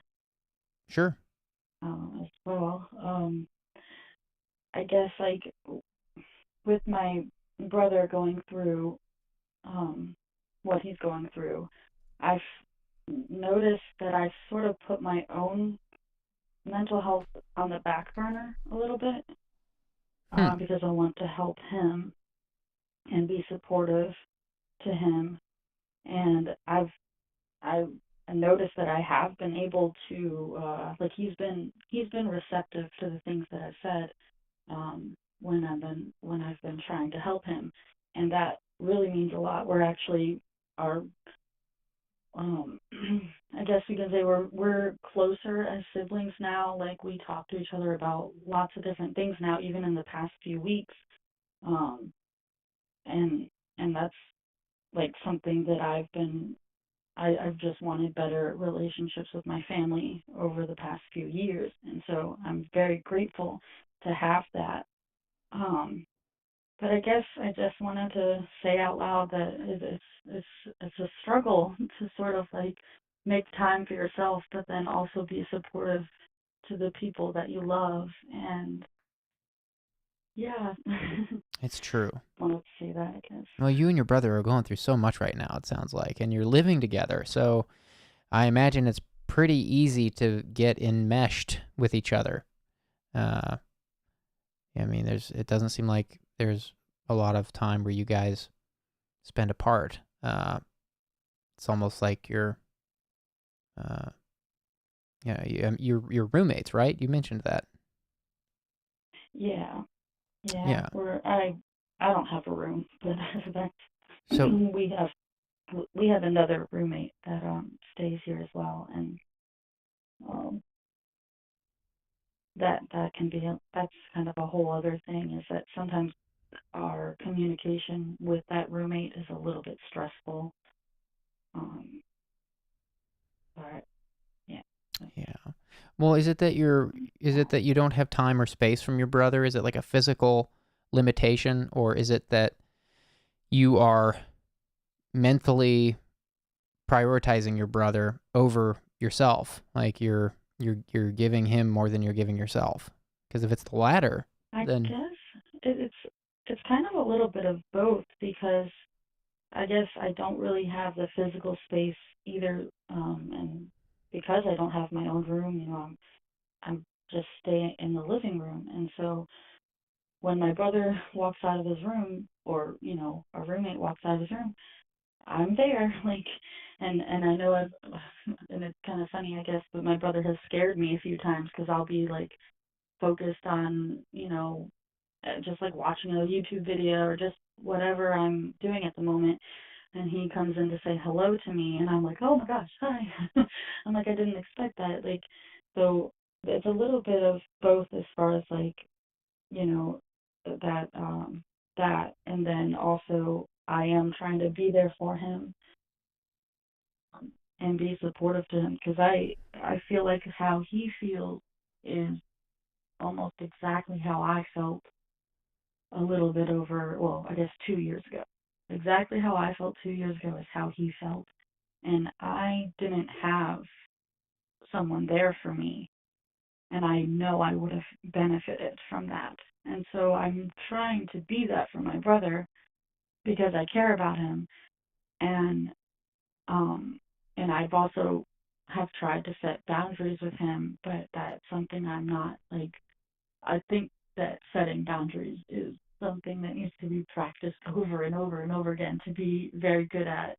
And I'm not exactly a pro yet, even though I've tried many times. But because I try to be, um, gentle with it in a way, and also explain that it's not because I don't want to be around him, but it's that I need time for myself. And I think that in the past he's kind of reacted in a way that when I have tried to sort of give myself some more space, he takes it personally, rather than it's more about me than it is about him. And he's gotten, I have to say, he's listened to me recently a lot more than he has in the past, but it's I guess in a way it's kind of like, I don't want to say that it's funny and silly, but those are the words that are coming to my mind, because I've wanted a good family relationship for so long, and now that I'm starting to get that, I notice that I'm not really in the right mindset to sort of handle that in the best way. It's like now I'm struggling with what I've wanted, struggling to accept, I guess, or be okay with these kinds of things. Well, it makes me wonder if your brother's going through something that maybe isn't very clear. Like your brother could be, I mean, if he doesn't respect boundaries, that could mean a number of things. It could mean that he's a sociopath. I don't know your brother, so I'm not slinging slurs here. I'm not trying to, I'm not going after like hurting his feelings, trying to insult him. But like, if he doesn't respect boundaries, like everybody has to have boundaries. Calendars are boundaries. Clothes are boundaries. Everyone has boundaries. So if you're, I don't know your brother. I'm not trying to be mean or rude, but he's got to respect your boundaries, especially if you're roommates. He's got to understand that you're a grown woman. Have you tried like a really diplomatic conversation with him, just saying, look, you're my brother. I love you forever. We live in the same house. I'm going to need some boundaries every now and then. It's not because I don't love you. It's not because I don't want to be around you. It's just because I'm me and I need to be me sometimes. And so sometimes I need just a little space. And it's not to say that tomorrow we can't hang out or maybe even later that day. But sometimes I need time to just focus on me. Have you tried having that kind of a chat with him? Yeah, I guess I have. And at the time I thought like he understood and well, I guess at the time when I tried to set a boundary like that, I know he kind of talked over me. He actually, I guess, started playing a phone game on his phone as I was talking, and he's like, I'm listening, and as he's playing the game, and I sort of felt like, I don't think you can listen when you're focused on something else, but I can't say that maybe he can't, maybe he can focus on more than one thing, but I just don't know. It might be me. It might be a me thing. It might be how I explain it to him, and that it may come off as being rude to him when I don't mean it that way. Interesting. There's a book I want to recommend to you. That's an interesting turn. I didn't expect this to take. Are you familiar with the book Nonviolent Communication? I am not. You said nonviolent communication? Yeah, and I'm not suggesting that you read it for. I mean, maybe maybe you'll. Yeah, I'm not suggesting this because of anything you've said here about. I'm only suggesting it because you didn't know if you're triggering your brother in some way. So I'm not accusing you of being a violent communicator, but this book might help you if you're wondering, like, why don't these conversations with my brother go well? And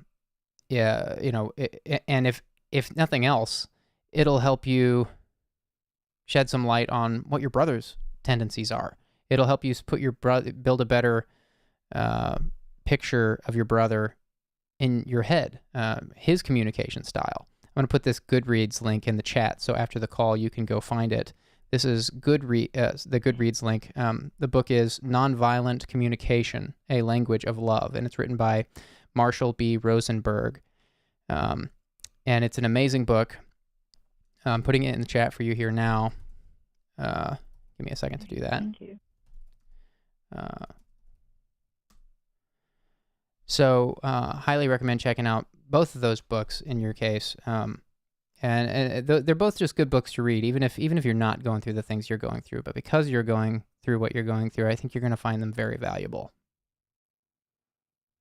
Thank you. Yeah, I know I didn't.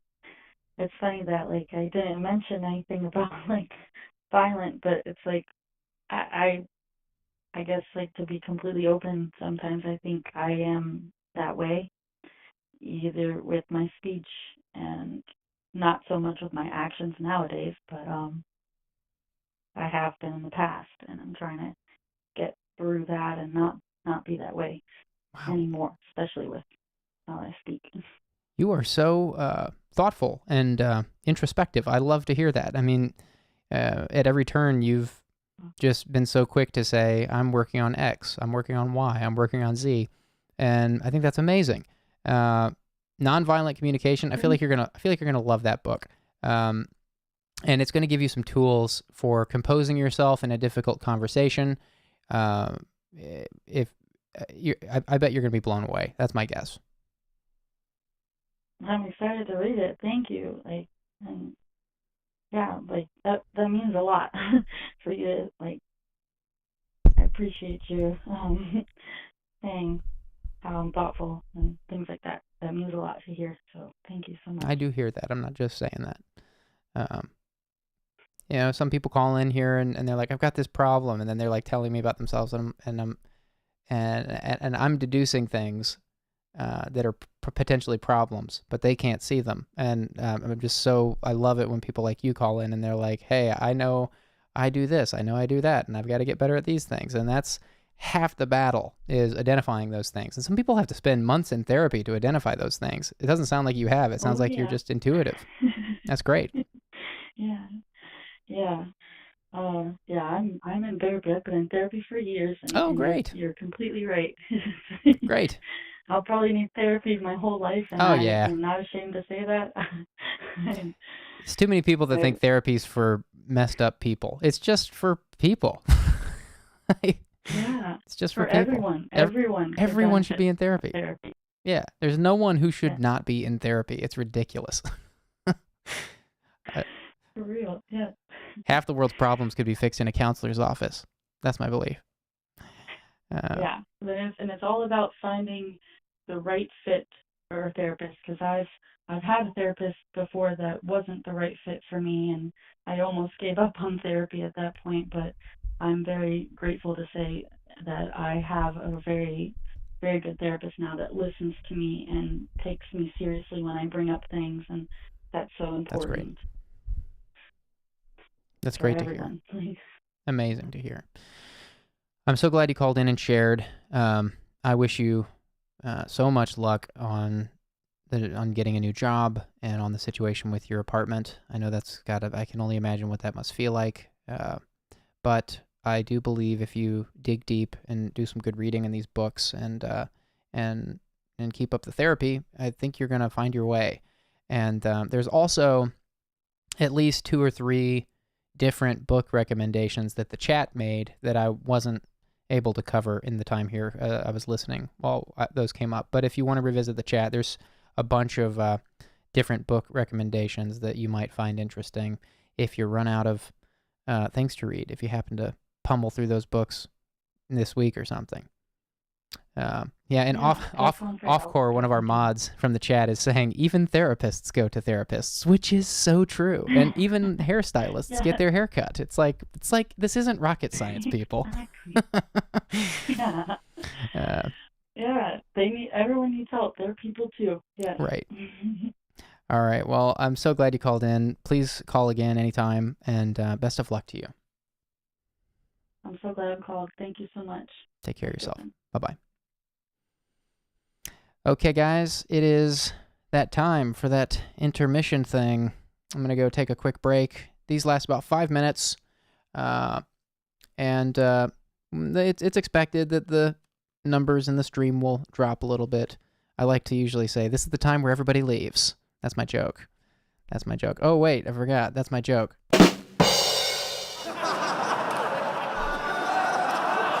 That's my joke. All right, and with that, we are going to take our little intermission. Don't go anywhere. I'll see you guys in a sec.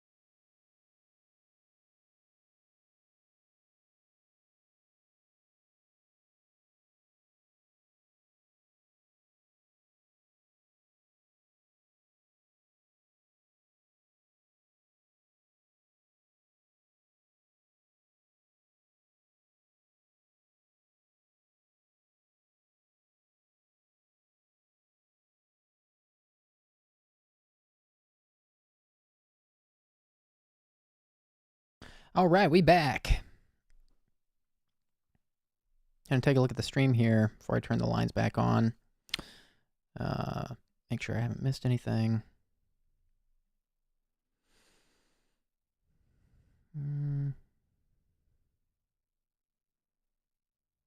Okay. All right. Let's get back to it. Taking our next caller. Hi, thanks for calling. Hi, Julian. Man, I've been watching your videos for years. I just wanted to say, thank you for being my childhood. Thanks for the support. I appreciate it. But, so my wife left me about 2 years ago, or 2 months ago, sorry. And she kicked me out of the house, so now I'm living with my parents. I've been that way for about a month. Oh, my goodness. But so what happened? Well, it was a string of things that happened. I guess it started off that she was expecting me to only cater to her needs, and eventually you just can't give anymore. You can't give yourself anymore. And so I had a few angry outbursts, and she took that as proof that I'm a abusive asshole. I understand. Kind of painted that picture. And but she kicked me out, and after she kicked me out, she wouldn't let me come back for 2 weeks to get my stuff. And it was probably about, I don't know. I've been here for probably 3 weeks, living with my parents, 3 to 4 weeks, and it is it's terrible. I mean,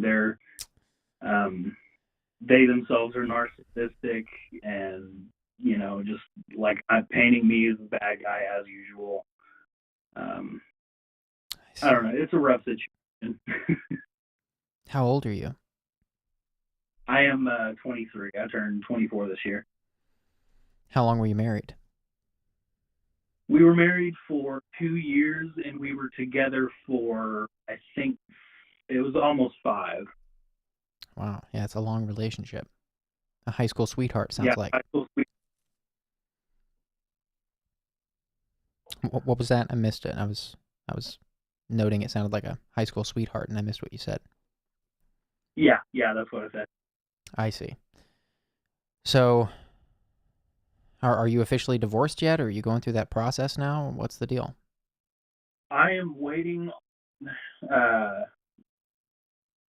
situation to kind of chill out for me to get a lot of my stuff back that is still over there.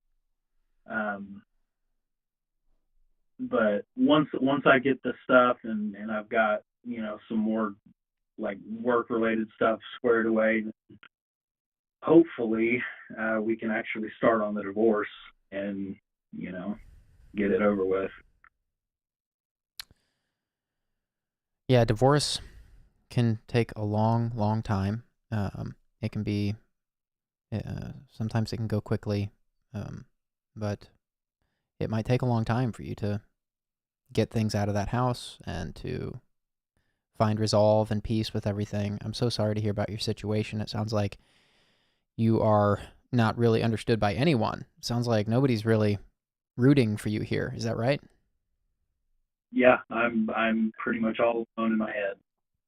That is an extremely difficult position to find yourself in.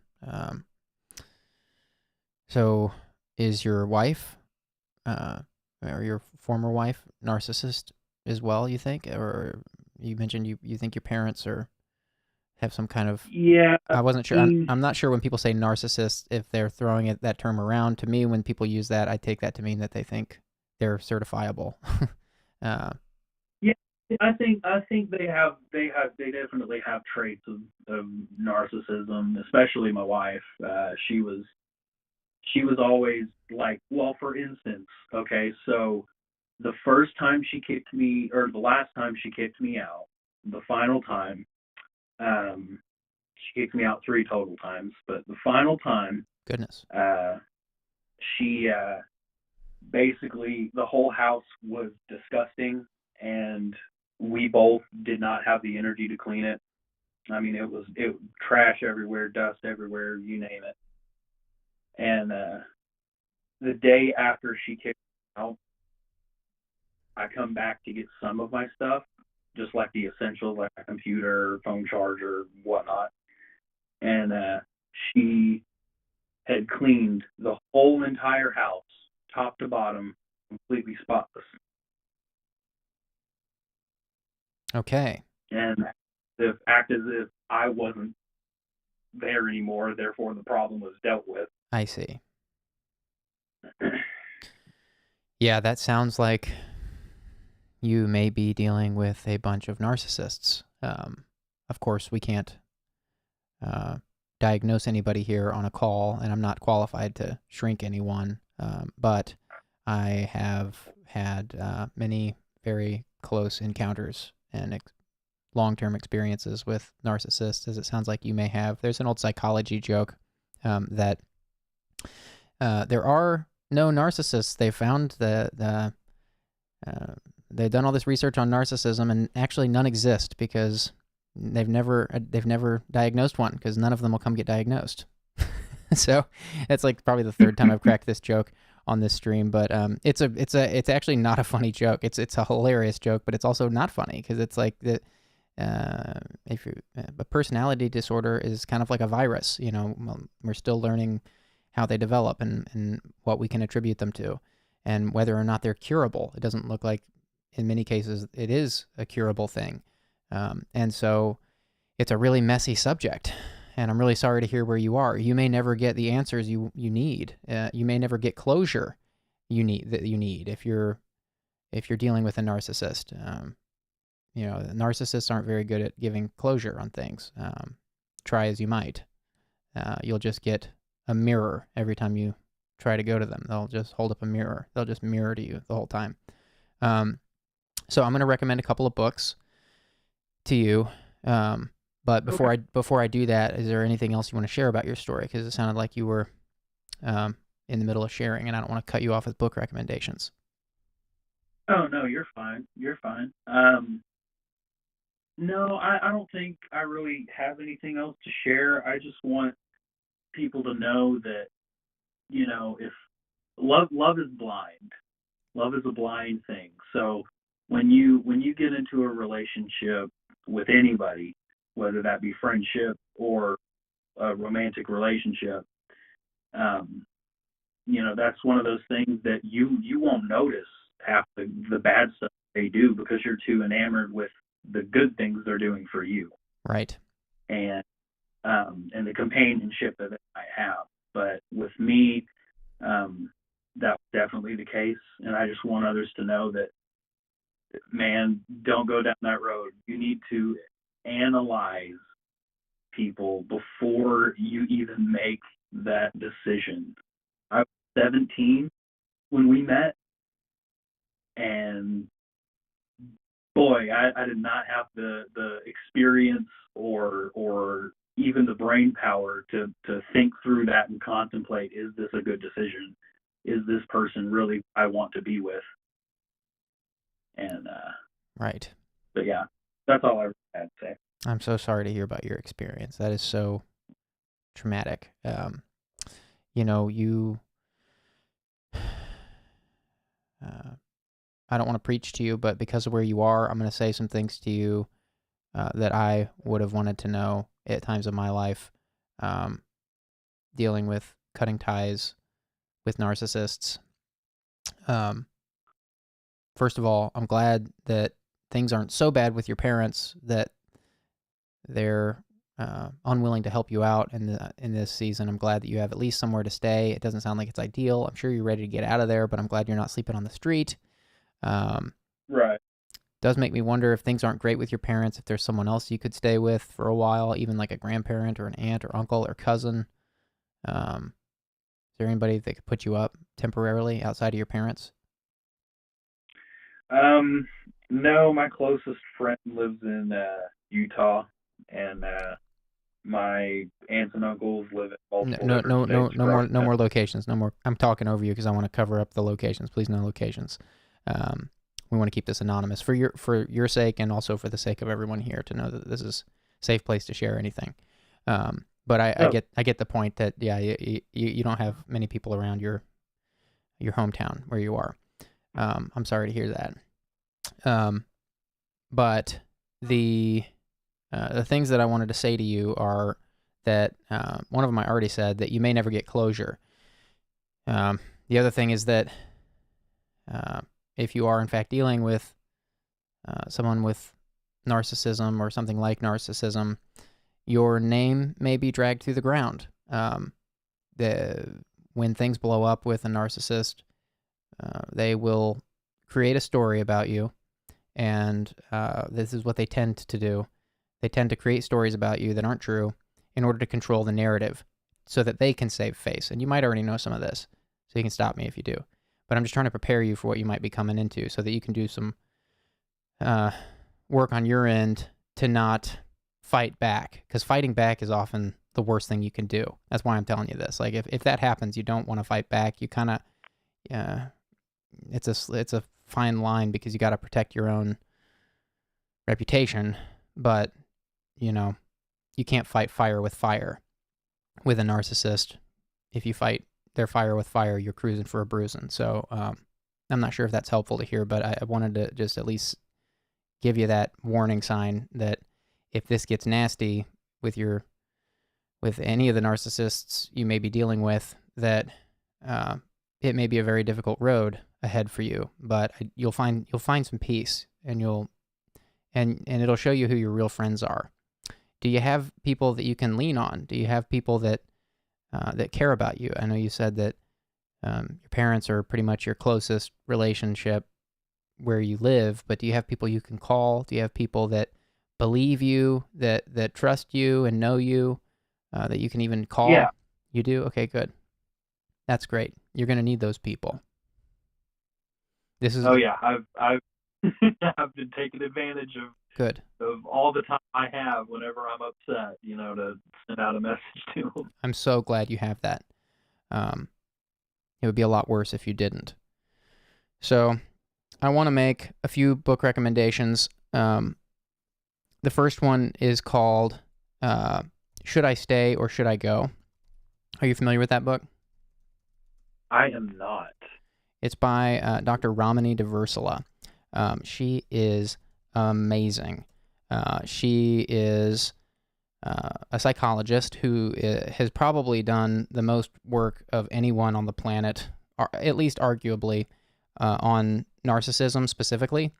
There's certainly other psychologists who are, generalists of all the sociopathies. Like I know there's books that exist that cover like borderline personality disorder and histrionic personality disorder and all these different sociopathies. But Should I Stay or Should I Go is written by Ramani Deversala. She's a PhD, and in my opinion, she wrote the book on narcissism. Literally, she wrote this book. Wait, where's my soundboard? There we go. And she, this book is amazing. It will change how you see any relationship with any narcissist you may be dealing with. And again, you might not ever get those answers. If you're dealing with a narcissist, they're probably not going to volunteer to go get shrunk, So it's kind of the tragedy of this experience, is that you're going to have to kind of do this work on your own, very quietly, often. But this book, I think you're going to love it. The audiobook is read by Dr. Ramani. It's a fine audiobook, but I would recommend reading it if you're a good reader. Are you a good reader? Yeah, I'm pretty. Okay, so I would read that. And I'm going to put that link for you here in the YouTube chat. Give me 1 second to do that. Should I stay or should I go? And after the call, you can go through the YouTube chat, find my comment, and there's a link to the Goodreads there. The other book I want to recommend to you, and I would recommend reading that book first on narcissism, and then I'm going to recommend a second book on psychopaths in general that I think you should read second, and it's called Psychopath Free: Recovering from Emotionally Abusive Relationships with Narcissists, Sociopaths, and Other Toxic People. It's written by Jackson Mackenzie. And again, this is going to be in the YouTube chat. And I'm trying to type and talk at the same time. This is actually very, very difficult. Psychopath Free. So I'm sorry if there's typos in here. I'm just going to get it in there. And then the third book that I was going to recommend is a book we keep recommending to people this last week. For some reason, there's so many people that this has been relevant to, but it's a book called Attached. I think it's been recommended twice already on this stream in particular today. It's written by Amir Levine and Rachel Heller. I would not recommend this audiobook. I'm sorry to, I don't like to diss things, but it's not a good audiobook. Don't listen to it. Just read it. This is Attached going into the chat for you. And so there you got 3 comments in the chat you can revisit with some Goodreads links. Those books are amazing. Those books are life-changing books. And I'm glad to hear you're an avid reader. And the chat is lighting up. They're saying that many of the people in the chat are reading these books because they've been coming up on these live streams. So a bunch of people are reading them, and in the Discord we have going. A lot of people are going through the books together. So if that sounds interesting to you to kind of digest what you're reading, it might be a good experience since you're going through a lonely experience with potentially a narcissist to go through the book with someone else who's reading it. Because when I read these books, I didn't have anybody who was reading them with me. And all I wanted to do when I was reading these books, all I wanted to do was talk about narcissism. And I didn't have anybody that was interested. So it was just a very lonely book reading for me during reading those. So all that to say, if you're on Discord, you can check the link in the video description for the Discord community we have going. It's about 400 people in there right now. And a bunch of them are reading these very books we're talking about. So it might be interesting. Little extra dimension to that book reading time. Okay. I'm so sorry to hear about your situation. That's got to be so rough. I mean, you're dealing with the loss of your marriage. You're kicked out of your house. Your wife is, your former wife is now, it doesn't sound like she's taking any ownership of anything. It sounds like she's just saying you're the whole problem. And I'm really sorry that you're, after all that, you're staying with your parents whom you also believe are narcissists. The reason I'm recommending Attached, by the way, to you, have you heard my preamble on that book already? I don't want to waste your time. No, I haven't. Okay. So I recommended Attached because you told me that your parents might be narcissists, or you believe they are. And you mentioned that your wife, your former wife, sorry, I keep calling her your wife, is, you also suspect she's a narcissist. So Attached is a book about attachment theory, and it basically goes through the psychology of attachment and the way things in life impact our preferences and partners, and also just general relationships. And it does a really good job of breaking down the different attachment styles into categories that, into labels, essentially. And I'm not a huge fan of labels unless they're helpful in building a heuristic for your experience. And Attached definitely does that. It's a very all 3 of these books are very popular. Actually, Psychopath Free is probably the least popular, but it's an amazing book. It will change your life. So anyways, I just wanted to give some context on why I'm recommending that third book, Attached. Excellent book. Just don't listen to the audiobook. Can do. Well, what else is there? Is there anything else you wanted to air out with us or bounce off of the chat and me? Happy to listen. I will say I saw something or what's your mod said in chat was even therapists have therapists. Like I just started therapy today, my first session. Great. Dude, it's great to have like a person that can actually articulate what I'm thinking without me having to say anything. Right. Yeah, everyone should be in therapy. There's no reason everyone should have a therapist. It should probably, I'm not going to get political, but it probably should be some part of like life in the free world. It should probably be like I don't want to say government funded because that would ruin it, but there's this stigma around therapy. I think I don't know where it comes from. It's so sad to me. People think you got to have like something really serious to go to therapy. It's like, no, it's just a place where you go talk to someone about stuff your friends don't want to hear about. Your friends want to, most of your friends just want to have a good time, and they don't want to like, really hear real stuff. You're fortunate. I think people are fortunate if they have a few good friends that they can be real with. But that's what a therapist is for. It's like a friend you can be real with, and sure, you got to pay them, but it's a job, and you're paying them for their experience and their certifications and licenses and all that stuff, and for their time. So it's I'm pro therapy. Glad to hear that you're enjoying having a therapist. Good luck with the therapy. I need it, man. I need all the luck I can get lately. Yeah. Well, I'm glad to hear you laughing a little bit, and I hope you take time to grieve this loss. I really hope you take time to appropriately grieve it, because it's a loss. Whether or not your former partner was a narcissist, it's a loss. It's a loss for you. It's the loss of a dream. It's the loss of an expectation for your partner. It's the death of what you thought you were looking for in a partner. To put your words back to you very differently from before, you put it that way. You put it a very different way, but that's kind of how I heard it when you said it. When we get divorced, it's often the death of a dream and the death of something we thought was achievable. But it's also the birth of healthier expectations and healthier habits.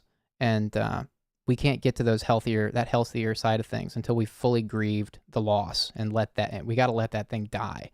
And so I really hope that the therapy helps you unpack that productively, and that you take the time to just be with your thoughts and not wallow in it, but that you take the time to grieve the loss, because I do just want to acknowledge what you've lost. I'm sorry to hear about that.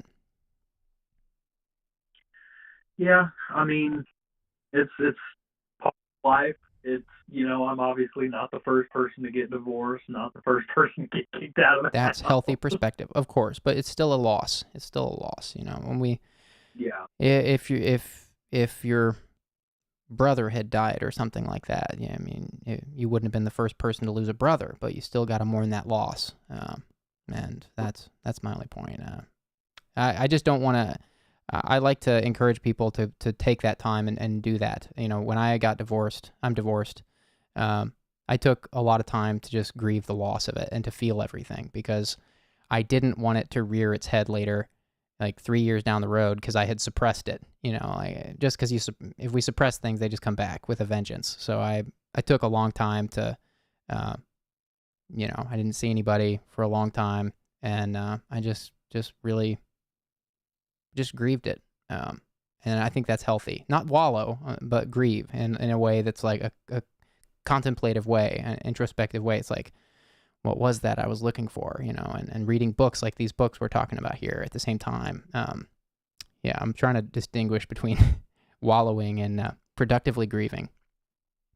Right. Well, you don't want to dig yourself a hole and sleep in it, Exactly. You want to, you want to take all of your issues and just kind of lay them out on the table, look at them, and know that they are real and they are valid. And so you're not going to be digging a hole and mourning, so and going through any of those grandiose things. So I'm just going to guess you're not an Old Testament guy.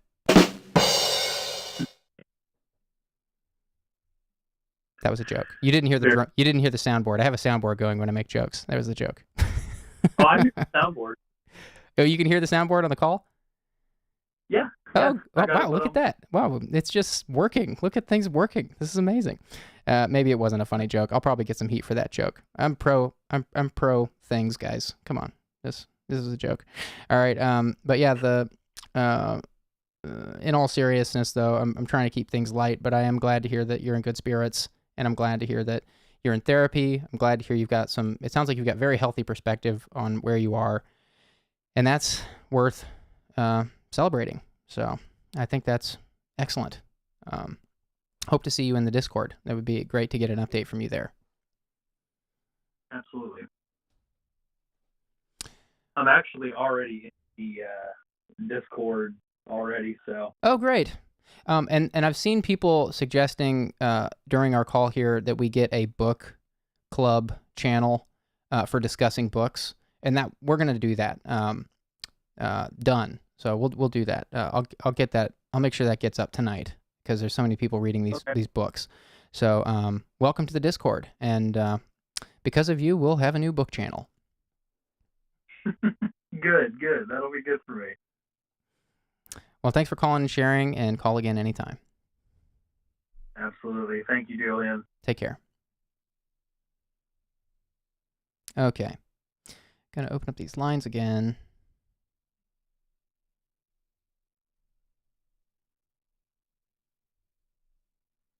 Oh boy, they're already coming. I should have some music playing while we're waiting for me to squeeze my lemon and calls are coming in. Maybe like Flight of the Bumblebees would be good. That's a good way to get demonetized. Hang on, I'm missing calls, guys. I'm sorry. I had lemons on my hand. Hi, thanks for calling. Hey. Hi. What you want to talk about? Well, I don't really. So let me explain a little context. My boyfriend has a best friend that he's had for 20 years. They were both in theater together. They've been in each other's lives constantly. They've moved like all over, the U.S. together. They've always been very, very close. This friend of his has a serious medical issue that has been plaguing him for I think a little bit, like around 2 years. And the friend has made it clear that he's just sort of giving up, and he's looking at like a program in Switzerland for euthanasia.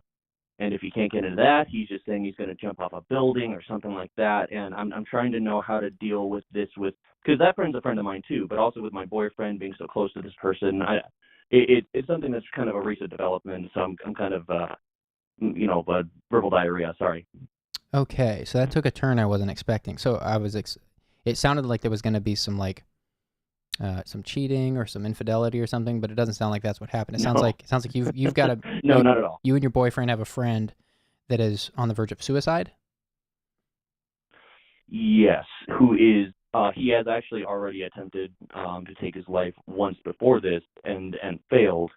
But then we had him over for a while and tried to kind of encourage him, and none of it really worked. I mean, I don't know if work's the right word. Nothing changed, in his life medically. And they're just he's had like a dozen surgeries and nothing's fixed his problem, and so he's just kind of losing hope. So sorry to hear about that. Oh my gosh. I know it's kind of heavy. Sorry. No. This is what this is for. But it's always so. We've had way more callers calling in with themselves being suicidal than we have had callers calling in about someone else who is suicidal, and those are actually trickier because it's when the person who is suicidal is on the phone, you can have a conversation with them and figure and dig deep with them. And without knowing your friend, it's not going to be the same thing. So I am trying to figure out how to make this helpful for you. I'm guessing that you guys have already suggested therapy to your friend, or maybe even a good suicide hotline, which I know there aren't many good ones. So I realize I'm throwing bad things at you. Sure. Well, I've tried to, because when I've talked to him, he's very calm and level-headed and almost excited about the idea. He says, "I'm just looking forward to the big sleep," and it's like, boy. And I've tried to, because I consider myself to be a pretty rational person more than an emotional person. So I was trying to ask him a lot of questions to try to sort of feel out how he's come to this conclusion. And it seems like he's put a lot of thought into it, and he's talked about his money situation, his work situation, and this medical thing makes it so that he can barely walk and he can barely sit. So he has to like lay on his side, and he can't really hold down a job, and like his insurance is having problems, and he just kind of laid it all out for me, and I'm like, I don't know what I could say to. I don't know if there's anything I could say to him to make him feel any better, or make my boyfriend feel any better about it too. It feels just sort of like hopeless. Like on my end, I feel like there's nothing I can do. That must be so heavy for you. Gosh.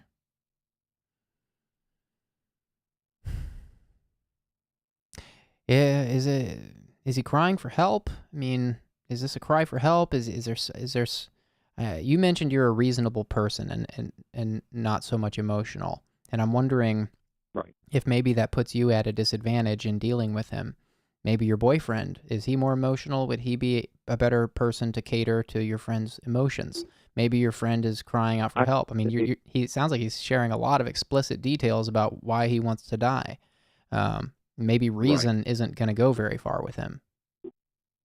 This friend is a very emotional person. I'd say, well, he sort of walks the line between emotional and logical. My boyfriend is very emotional, and when he feels strong things, he doesn't like talking about them. So that's sort of the catch. Is there's this, his friend is just, he's always been a very transparent person. Anything he feels or thinks, he'll say, and he's just laying it all out on the table. And my boyfriend doesn't really know doesn't seem like he knows how to process that himself.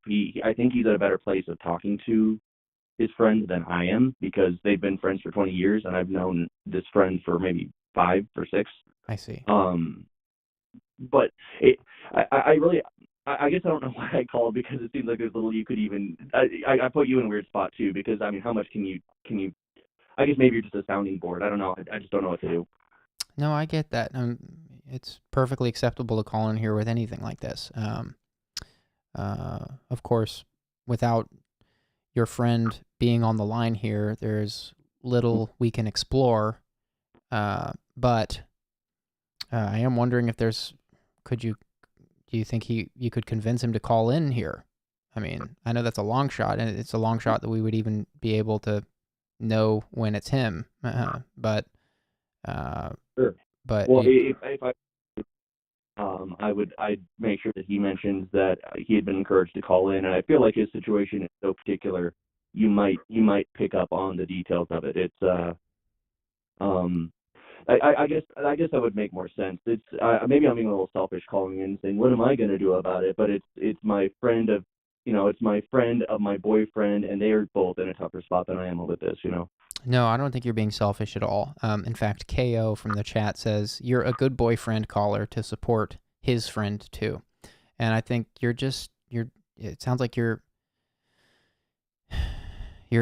lost for what to do. It sounds like you just want any thought on what might help. And, if he's refusing therapy, if he's reluctant to call a suicide hotline, if he is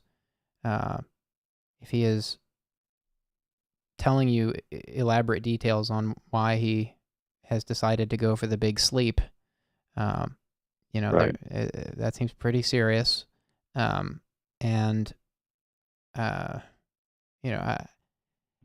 still am not convinced that it's not a cry for help, which is why I'd love for him to call in here, and I'd love to have a conversation with him. I'll talk to him for an hour if he wants. Yeah. But the part that threw me a little bit is I think that and this is maybe my ignorance showing. I feel like I personally don't struggle with depression. I know some people that do, but I feel like when there is, self-harm, suicidal tendencies, those feel a little bit more spur of the moment sometimes, or less sort of like, let me call this company and let me interview for them and let me put in my, let me talk to my doctor and have them write me a referral for this company. It's Right. It's so like not something I've ever thought of in that way before. It feels like the people that I've lost in my life that way, it was just like, oh, they're gone. Oh, wait, what happened? Like I didn't see the signs, but this person is making it as explicit as anybody ever ever made it in my life. Hey, this is kind of what I'm heading for now, and so it's but yeah, I think you're right. I don't have a lot. I can tell you that could help him. Right. Help. Yeah. I can tell you that we've had at least a couple people I'm thinking of that have called in saying that they wanted to kill themselves, and they've been thinking about doing it for a while. Some of these people have attempted before and failed, and they're thinking about it again. And we've had very good, very positive conversations. So those callers were hour-plus calls, and then these people are still in our Discord server, and they're very positive people in our Discord server now. And this stream is very new, so I'm not patting ourselves on the back and saying that we fix people, but we're a community that cares about people who are in dire situations, and it does sound like your friend's in a dire situation. If we can find a way to get them on a call here, I do feel confident that we could have a positive conversation at least. And I don't know how serious. Some people are just really serious about suicide, but I'm not convinced. I'm not convinced. Sorry to laugh. Yeah. No, but it's true. But I'm still not convinced that your friend is not just crying out for help. Maybe that's all it is. In fact, Kayla Connor from the chat had a good thought. I don't know if your friend will even be open to this, but I'm going to suggest this because you're looking for ideas. Kayla Connor from the chat says, I would suggest group/peer counseling. There's no easy way to deal with death at this age, especially terminal. Do you think that your friend would, I know this is like a long shot because it means the three of you, your boyfriend, and your friend, have to pay money and take time to go to therapy as friends. It's a really tall order, but sure. It could work if everybody's willing. It could be a great solution. As long as everybody's willing, it's a great solution. Well, I will say I don't think it can hurt. For the sort of the complication there is this friend lives about 200 miles, maybe a little bit less than that, but around 200 miles away. They did stay at our house for about 2 or 3 weeks, and it seemed like they were doing relatively well because they, compared to where they were before, physically they have improved, but the big fear for them is they have a surgery coming up that's going to, and I'm trying to keep it vague just in case they do call. I don't want to air the dirty laundry, but they have a big surgery coming up that's going to really, really alter their life in a way that's not just personally obvious for them, but visible to everybody else. And this friend has told me that they would rather be dead than ugly, and they feel like the surgery is going to make them ugly. And I have not heard from them that they're against counseling, but I don't think they're in a place to be able to make that happen right now. Is that realistic that this surgery would make them ugly? Pardon my ignorance. I don't know if I'm asking an offensive question, but I'm also wondering, let me explain why I'm asking that, because I know that sounds odd, but if your friend, I don't know your friend, but if your friend is, I'll put it this way. I've known a lot of people who are psychopaths who have threatened suicide and never followed through with it. Right. And these people are chronic, perpetual suicide threateners. They constantly threaten suicide and then they never do it. And it's like this sure. cry for help kind of thing, I think. There's probably research on that I haven't seen, but that would be my guess, is that it's some kind of call for attention. And I'm not sure. saying that's what your friend is doing, but it sounds like your friend is just finding any chance they can to talk about why they should die. And they haven't done it yet. So again, I'm still not convinced that it's not a cry for help. And I'm also wondering on the side if maybe they could have some kind of mental disorder. You think that's possible?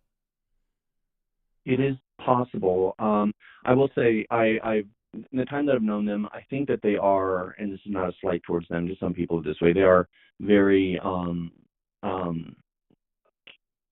what's the word? What's the nice word? They are very concerned about their appearance, and their how they're perceived by others.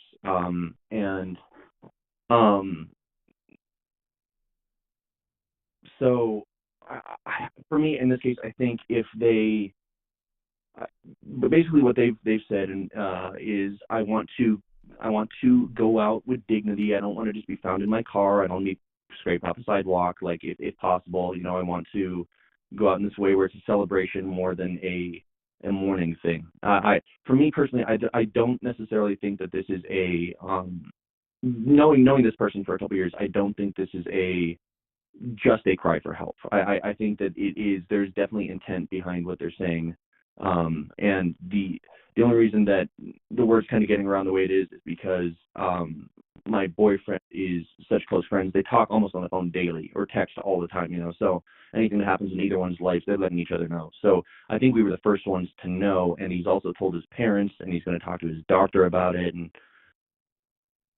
for me, I think if based on kind of what you said, I think that you're right, that if we were to start talking about counseling, that definitely can't hurt. And just trying to get, or maybe even before that, because they're not in a place to pay for anything. I think at least having them on the call, maybe bouncing some ideas off of you and the chat and everything. I don't see how that could hurt. Right. Now I'm hesitating saying this, and I'm not promising anything because I can't. But I'm just trying to think, like, how would we know? How would we know we're going to connect with that caller? Because we're getting so many callers in here when we do this. It's like, Of course. So I wish there was some way we could. I'm hesitating saying that we would just call them, but then as soon as I do that, we're going to have all kinds of people saying, like, well, why don't you call me? And I don't want this to turn into a place where what if there was and maybe, because I'm sure the chat has reoccurring people, what if there was a sort of a password or code word where that would maybe stir up people's memory about this call and they could help remind you? Because you do so many calls every day, I can't imagine that you'd be able to kind of keep everything in your head like that. But if there was some sort of word that would be like, hey, this is call response, I don't know. I have an idea. That's the only thing I could think of. I don't think it should be a responsibility to have to call out to other people. I have an idea. Will you go to my, this is a funny idea. Will you go to my website, juliansmith.tv? There's an email box at the bottom of the page. Send me an email. Yeah. If your friend is okay with this, email me your friend's phone number, and I'll put it in our phone system with some kind of identifying caller ID so that instead of a bunch of numbers, I see this is a call from a previous caller. I'll note it somehow. That's the best way I can think of. That's the best way I can think of to see that caller when they call in, because I will prioritize that call. Okay, I'll do that. I'll talk to them. By the way, I will just mention, since I have you, I think because I've been following your channel since like 2012 or 13. I think this is a very cool, interesting sort of direction you're heading with your the way you're using your YouTube channel. It's a very sort of selfless, but also really productive way to spend your time, and I think that's really cool. Thank you so much for the support. I appreciate those kind words. And if you don't mind me asking, because I may have already asked you, but I like to categorize each of these calls with a rough age so that people know by the chapter markers they can very easily find someone in their age group to identify with. How old are you? I am 25. And if it helps with context, the friend of my boyfriend is in his early, like I think he's 33. Oh, wow. I'm so sorry to hear about this story. It's so sad. You must be so terrified. I can't imagine how you feel. Well, and this sounds a little I'm less, because I care about this friend, but I'm more worried about how my boyfriend will react. And here's why: because I've seen how he'll react once, kind of by accident. So this friend of ours, I'd say it was probably about a year ago, he played what he thought was a prank on my boyfriend, where he sent a text from his phone to my boyfriend saying, "Hey, this is the friend, Mom. The friend is gone. My son is gone. He's killed himself." And he thought it was funny. And then he took some sort of medication and fell asleep. And we were trying to desperately call the friend, and so we were just torn apart, crying and crying. Went on a drive, we were just crying and crying. Like he broke. Like he the first time I'd probably seen him cry in our relationship. We've been together 6 years. He was just torn apart. And then I finally thought, I'm like, I should probably call his mom, because she called us on the phone for some reason. It's kind of weird that she would call on his phone instead of her phone. And then she checked in on him, and he was fine, and he had just forgotten that he did that. So I've seen, part of my concern is how my boyfriend will handle this, because I'm closer to my boyfriend than I am to the friend. So there's a lot of moving parts here where I'm worried. I'm highly worried for both of them. I'm so sorry to hear about that. That has to be so heavy for you. My goodness. Are you doing okay? Yeah. So I'm doing okay.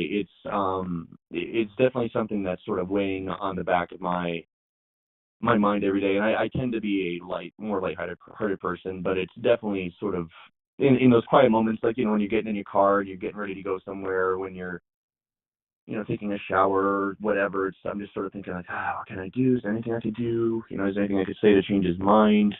Is there anybody I can talk to? Like, so I think at least this is something I'd say it's worth trying. Is I will chat with him, see if he has any interest in reaching out to you, and then I will do that email thing that you suggested and see if he can get put in the system somehow. Or would you recommend that I send the email first, just in case he does reach out?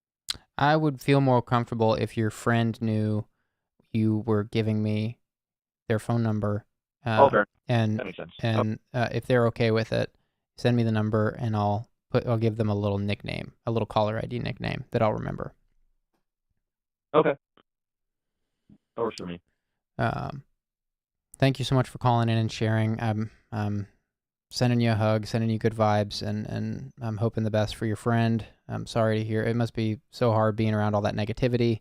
I hope he gets the help he needs, and I hope he calls in here. We'll look for his call for sure. I appreciate your time, Julian. Thank you. Take care of yourself. Bye-bye. My goodness. Okay, gonna open up these lines. Taking the next caller. Hi, thanks for calling. Hi, how you doing? I'm all right. How are you doing tonight? I'm doing pretty good. How are you? What do you want to talk about?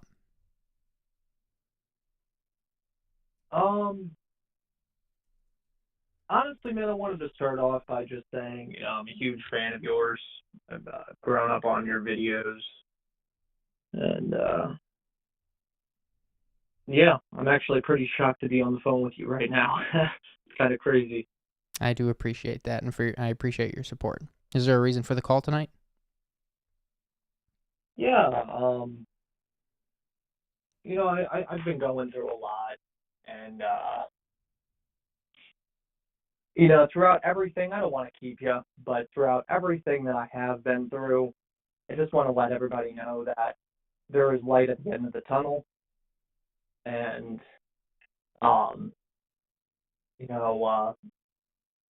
things can be hard. They really can be, and you can get past whatever you put your mind to, and whether or not you need therapy for that, whether or not you just need support in any which way possible. I'm sorry, I fully agree. What's the reason for the call tonight?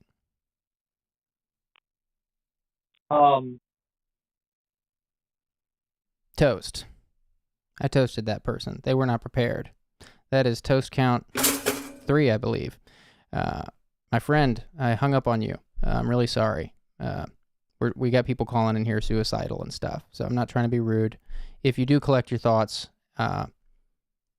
please call back with a brief intro so we can dive right into it. I do appreciate your support after all these years.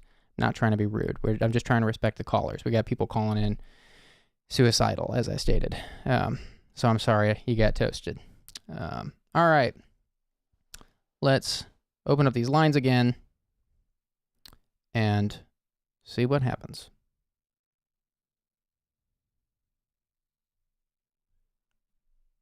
Hi, thanks for calling. Hi. I have a similar story to a caller a couple calls ago. I'm going through a divorce right now as well. I'm sorry to hear that. I'm 26. We were married for maybe about five and a half years, and there's a lot of stuff that happened that started the divorce for my wife. I got like set up to look like I was having an affair on her. Oh my goodness. Set up? Yeah. What happened? Yeah. Well, it started out, I got this message on Facebook one day from a girl that said that she supposedly knew me, and I didn't really recognize her, but I was like, well, we can talk as friends, I guess. And I knew that if anything was going to ever like get like sexual from her, I would like end the talking to her. And it kind of seemed fake, but I kept going along with it a little bit just for the benefit of the doubt. But then it ended up kind of getting more sexual, and then so I ended it, and then a few weeks after that, I came home, and my wife wasn't answering any of my texts or my calls, and I was getting worried, and I was trying to call her and everything, but she wasn't answering me, and then she ended up staying at her friend's house that night, and the next day I come home from work, and my best friend and her best friend were there before she got home.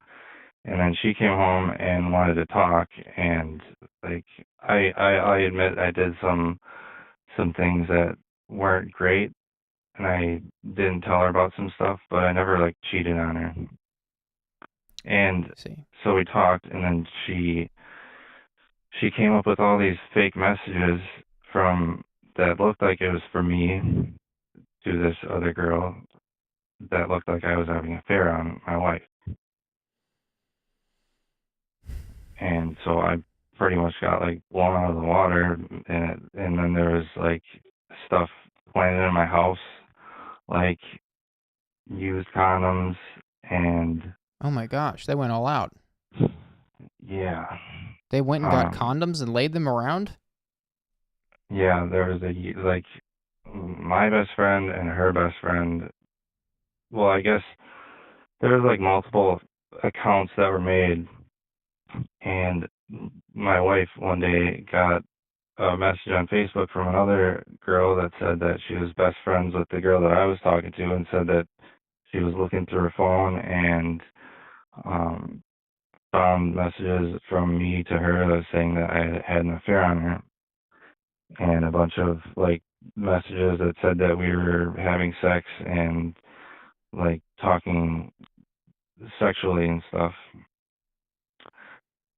And then, so, yeah, and I came home, and there was a used condom found in our guest bathroom garbage.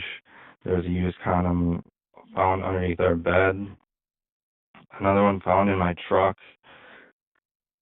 And so, like, whoever did this I think I have pretty good idea of who did it.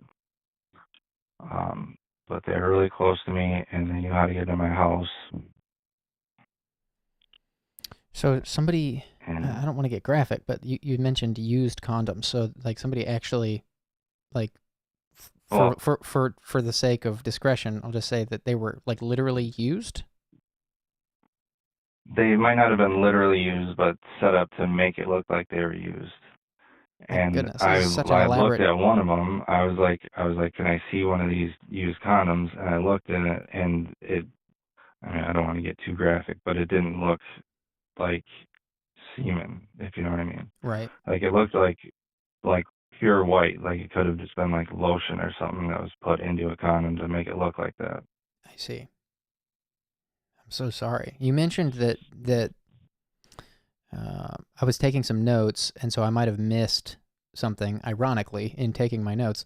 That it seemed like you mentioned that this friend that you were framed for cheating with, that there was a sexual advance they made on you. Is that right? It was just like they were starting to ask like weird questions. It kind of seemed like they were asking questions that would kind of incriminate me to my wife, like asking like if I had any other sexual partners other than my wife, or like if I've done anything else with anybody other than my wife to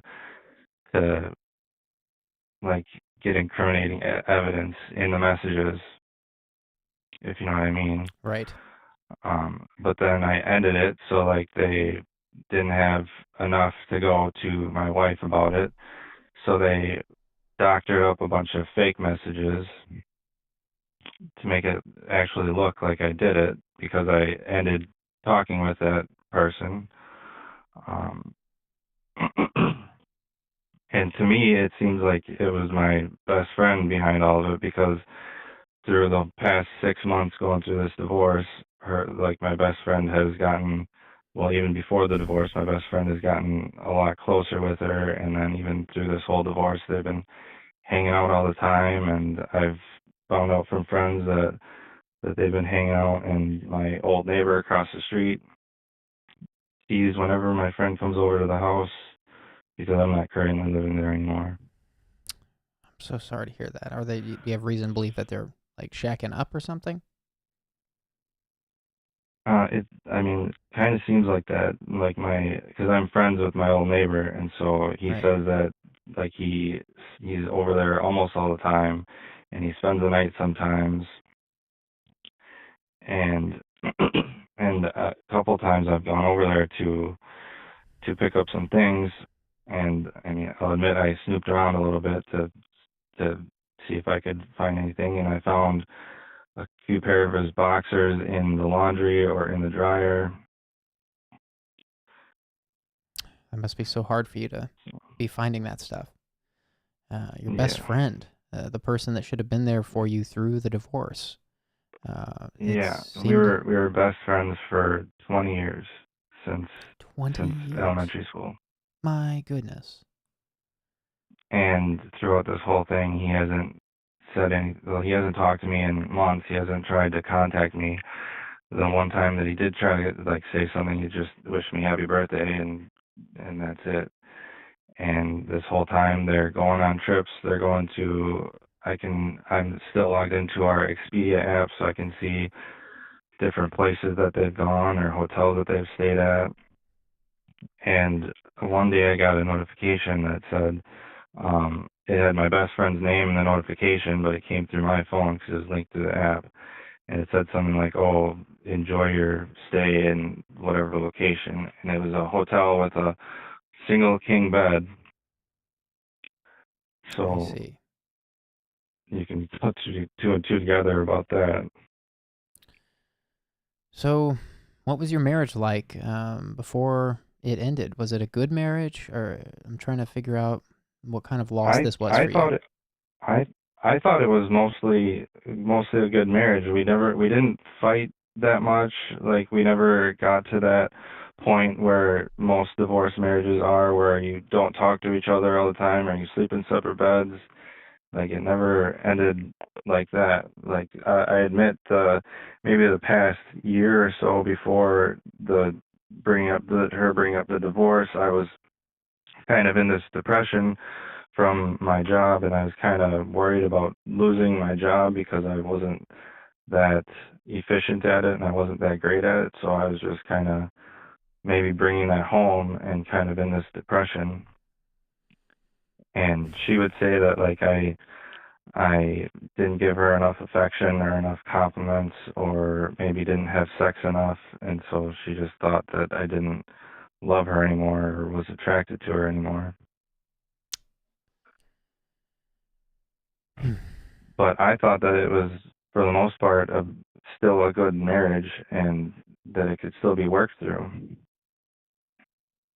And I suggested marriage counseling multiple times, and every time I brought it up, she said no. Yeah, you're stating a lot of things that insinuate some kind of narcissism or BPD, or even histrionic personality. Maybe not extreme enough. I probably haven't. I can't shrink anybody, obviously, but I mean, I've known a lot of narcissists and people with BPD and different types of mental disorders, and people who I was just talking to another caller about how people specifically with narcissism and BPD and histrionic, they evade. They don't like going to therapy. Some of them will go to therapy, but they don't want to get a diagnosis. They're terrified of any kind of diagnosis because I think a lot of them must know that they'll find something that they don't want to see, or that they can't deal with. And I'm not sure if that helps you at all, hearing me reflect that back to you, but I'm just sensing that maybe it was a good thing that this marriage ended. Maybe there's a healthier partner out there for you that wouldn't.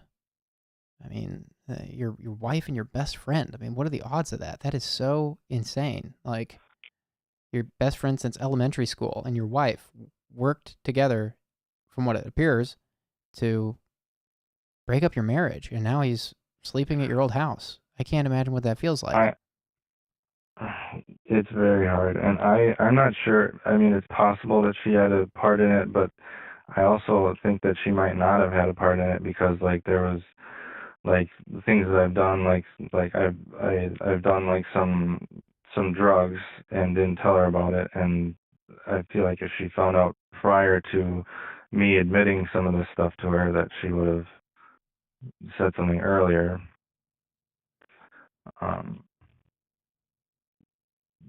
Right. But it just, well, I maybe don't for know. the better I guess then. Maybe for the better, she didn't have extra ammo on you. I'm sorry, what was that? Sorry, I was talking over you. I said maybe it's for the better that she didn't have any extra ammo on you. I mean, it sounds like, from what it sounds like, she wanted to break up your. I mean, yeah. To your point, maybe it wasn't her.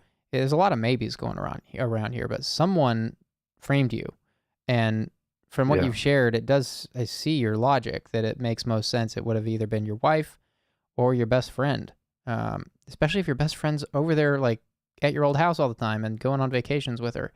And meanwhile, you're trying to navigate a divorce and she's already moved on. That's insane. Yeah.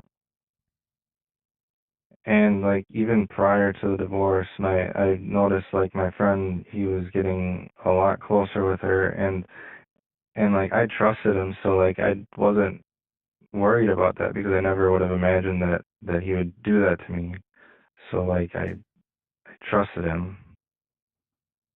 But then he was doing like weird things. Like there was one day that he had a surprise plan for her and didn't say anything to me about it, and wasn't telling my wife about it. And then the next day when the surprise happened, I called her after I got done with work, like I usually did.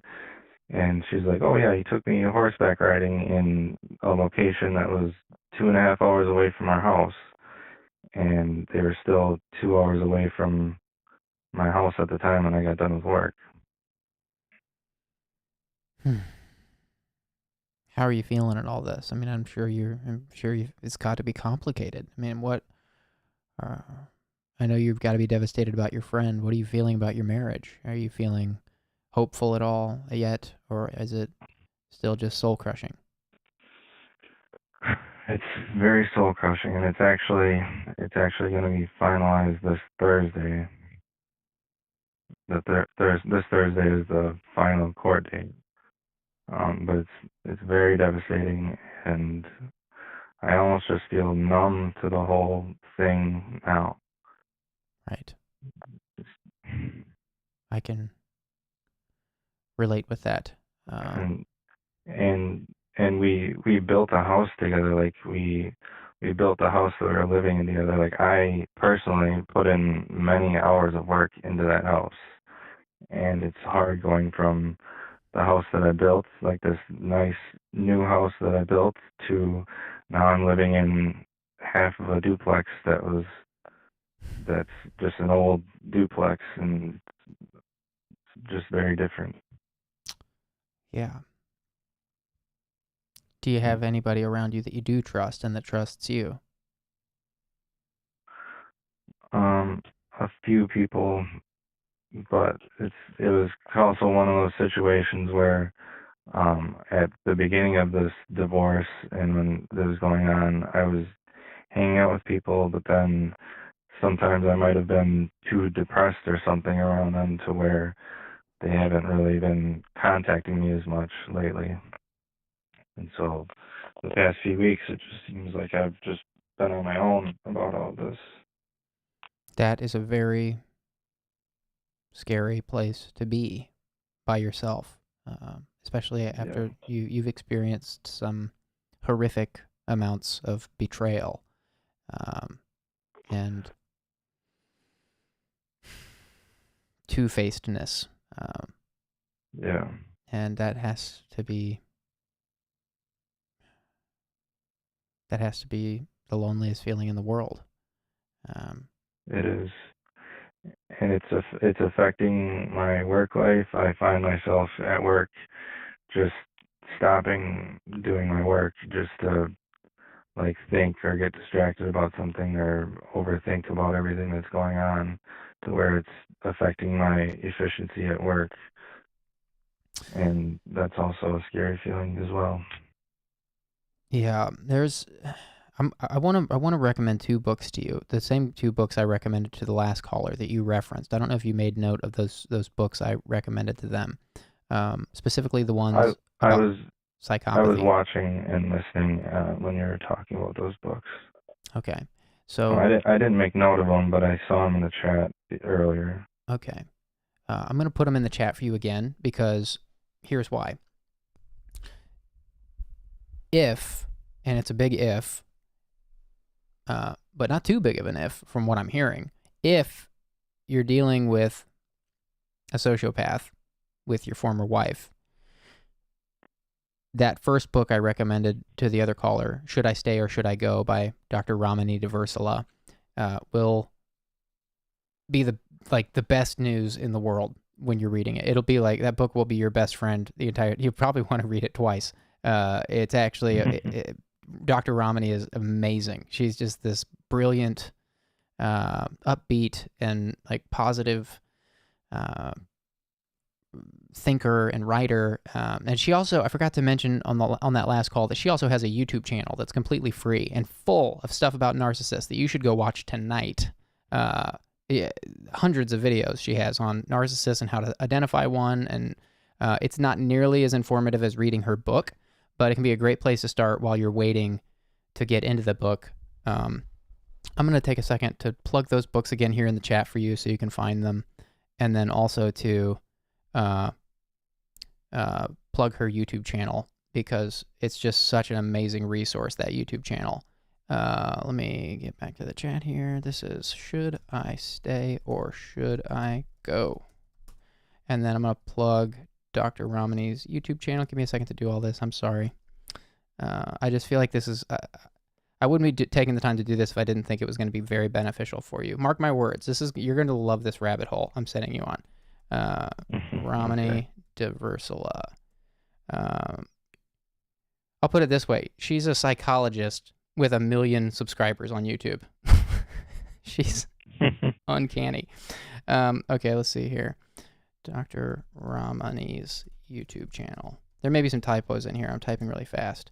And then this is the book on, man, where did that, I just had it open.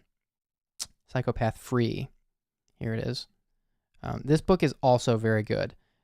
Psychopath Free has, is it Psychopath Free or Should I Stay or Should I Go? I think it's Psychopath Free. One of the books has this little questionnaire, a little quiz. It's like 25, 30 questions that is really genius. It basically, it's not a diagnosis tool, but it's a simple way of identifying the odds that someone you know, or even yourself, may be a narcissist or on the list of sociopathies. And these 30 questions, basically the way it works is you answer these 30 questions, and if you answer yes to 20 of them, then the person is most likely a narcissist. And if you answer yes to, I believe it's like 25, if you answer yes to 25 of them, then the book says they're absolutely a narcissist. So in other words, basically the way they describe it in the book, and I've seen this described elsewhere in studies and whatnot, is that everyone has narcissistic tendencies. They're actually a part of our reptilian brain. None of us would be alive without some sort of narcissistic tendency. We have to at least love ourselves a little bit, enough to feed ourselves and buy clothes for ourselves and want good jobs for ourselves. And it's self-care. Self-care is a form of narcissism. But narcissistic personality disorder is an imbalance of the tendency of narcissism. It's like it doesn't stop. It's like there's no balance and there's no empathy. And so this questionnaire, this quiz, is a great, it just is so eye-opening. It was so eye-opening for me when I discovered it, and it helped me through a really tough time with dealing with a narcissist. Many narcissists, actually. And I revisit it from time to time just to go do that questionnaire again. But both of those books are just life-changing. So I hope you enjoy them as much as I did. I'm looking to, I got off on that rant and forgot to put the final book in the chat. So let me make sure that gets in there for you. I'm sorry. Here it is, Psychopath Free. And I hope I'm not just I promise you I'm not just talking your ear off. I think you should read these because it seems like you need some kind of closure on what this relationship is. I feel where you are. I've not been in your exact position, but I have been slandered by narcissists. I've been framed by narcissists. I've had people drag my name through the mud, and I've had to learn on my own how to climb out of that without starting a war with the narcissist. And so, at the very least, by getting through these books, you will know if you're dealing with a narcissist or if it's safe to believe you are dealing with a narcissist.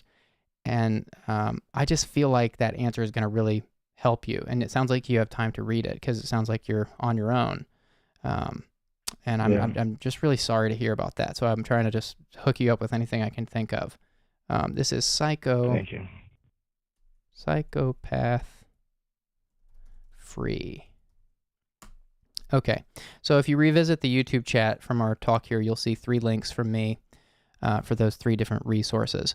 And I also want to encourage you to climb into our Discord. I'm not whoring the Discord out. There's no money in the Discord or anything, but I just think it'll be a great place for you to. You're in there? Yeah, I am in the Discord already. Okay, great. I'm glad you're there. I want to hear a good update. I'm hoping to hear a good update from you at some point. I know you may not want to give up your anonymity, but you could even go in the anonymous confession channel and give an update if that makes you more comfortable. Yeah. And it's also just really hard because at the beginning, I didn't want to tell anybody about this because it just seemed like whoever I would tell, it would seem like I'm lying about that. I did cheat and I'm just trying to lie my way out of it. You know what I mean? Right. It's just hard to it's hard to tell people about it without thinking that they're just going to think that I was lying or making stuff up. And then it's also hard because I don't know what my ex-wife or my best friend and her friends are going to tell people about what happened, about why we got divorced, or if they're going to say anything about cheating, because she told me a couple times that she partially believed me that I didn't cheat on her, but then she couldn't 100% prove that I didn't cheat on her because there was just so much evidence against me that I did have an affair and I did do all that stuff that she didn't have any 100% proof. And I wish she would have just had faith in me that I didn't cheat on her. Like, yeah, I may have lied about some stuff or lied about some illicit drugs that I've taken, but I would have never had an affair or cheated on her. Well, I want to tell you something that a dear friend told me one time when I was going through a similar experience with a narcissist, where nobody believed me and my name was being dragged through the mud and I didn't know what to do. I didn't know. I realized really quickly in this position that I was trying to tell my side of the story. Some people thought I was slandering this person. And so I learned really quickly that I couldn't do that, that was just not gonna, that was just gonna make me even lonelier. And so, and that's what I hear you saying. And so I want to tell you, I want to repeat to you, pay forward to you the words that a dear friend told me one time when I was at a really low point and I didn't know who to trust. And I shared with them my story.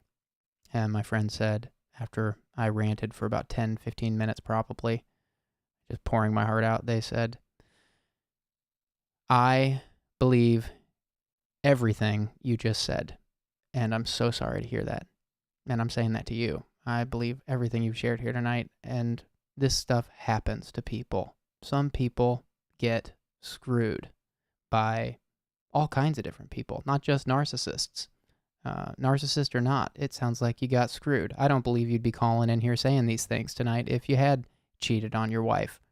I don't think you wanted any of this to happen. It sounds like you were going through a really rough time in your personal life and in your work, and that your last year of marriage was, it wasn't perfect, but it also doesn't sound like it was really horrible in your view, and that you were committed. I believe that. And it wasn't like we had like great times, so like she first brought up, this first happened last like October, and then like the beginning of October, and then like it kind of got a little better to where she believed me for like a couple weeks, and like it was getting better and she was kind of getting over it. But then like I guess I didn't do good enough to like change or be better or like talk to her more or whatever, to where she brought up divorce in about the middle of October. And like even before that, like last year was like a pretty decent year. Like we went on a vacation for about a week, and it was a great vacation and we had a lot of fun, and like there was other trips that we've taken that were great. And so it's just hard to believe that it was like that over for her and she was just done with the marriage, to where she didn't want to fix it. And I very much wanted to fix it and go to therapy and talk to a professional about it and hear their thoughts on it and all of that. My friend, I'm so sorry. I'm so sorry for your loss. This will make you stronger. I can promise you that. This will be the beginning of a life-changing chapter for you. Your life will not look the same after this chapter resolves. The next chapter will be very different. It will be for the better. You're going to learn more about who you are. You're going to learn who your real friends are. You're going to learn what a real friendship is made of. Apparently, it's not made of stuff from elementary school. I guess that's not too surprising. It sounds like your best friend took your friendship for granted. Maybe the roots weren't the best. You're about to learn who your real friends are, And that's one thing we can be grateful for in difficult experiences like this, where we're being misunderstood or accused of things we didn't do. You learn very quickly in those cases who your real friends are, and that is a silver lining that you haven't fully gotten to yet, but I'm just trying to encourage you that this will resolve in time, but it's going to take some time and some hard work on your part to not wallow in this, but also to properly grieve it. As I said to the last caller that was in your spot, a similar spot, not same spot as you, I'd say your case is much different since there's all these accusations going around. But it's going to take a lot of work on your part to pull yourself together, and really, I hope you are taking the time to grieve that loss. Sounds like you are. And I also hope you're taking some time to be on the phone if you can't be with people in person. Even if you feel like staying home, you might be a homebody right now, but at least a phone call with a friend where you can share like we're doing here. I hope you have friends you can do this with. Yeah. It doesn't necessarily seem like I have many friends to share that with, that like want to talk about that kind of stuff. Yeah, and to be clear, it might be hard. You might not have,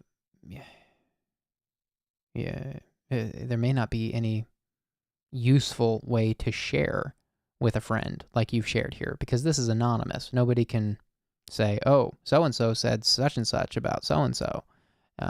That's the beauty of this place. So this is maybe in some ways a little bit more of an intimate conversation than you could have with a friend that knows your former wife. But do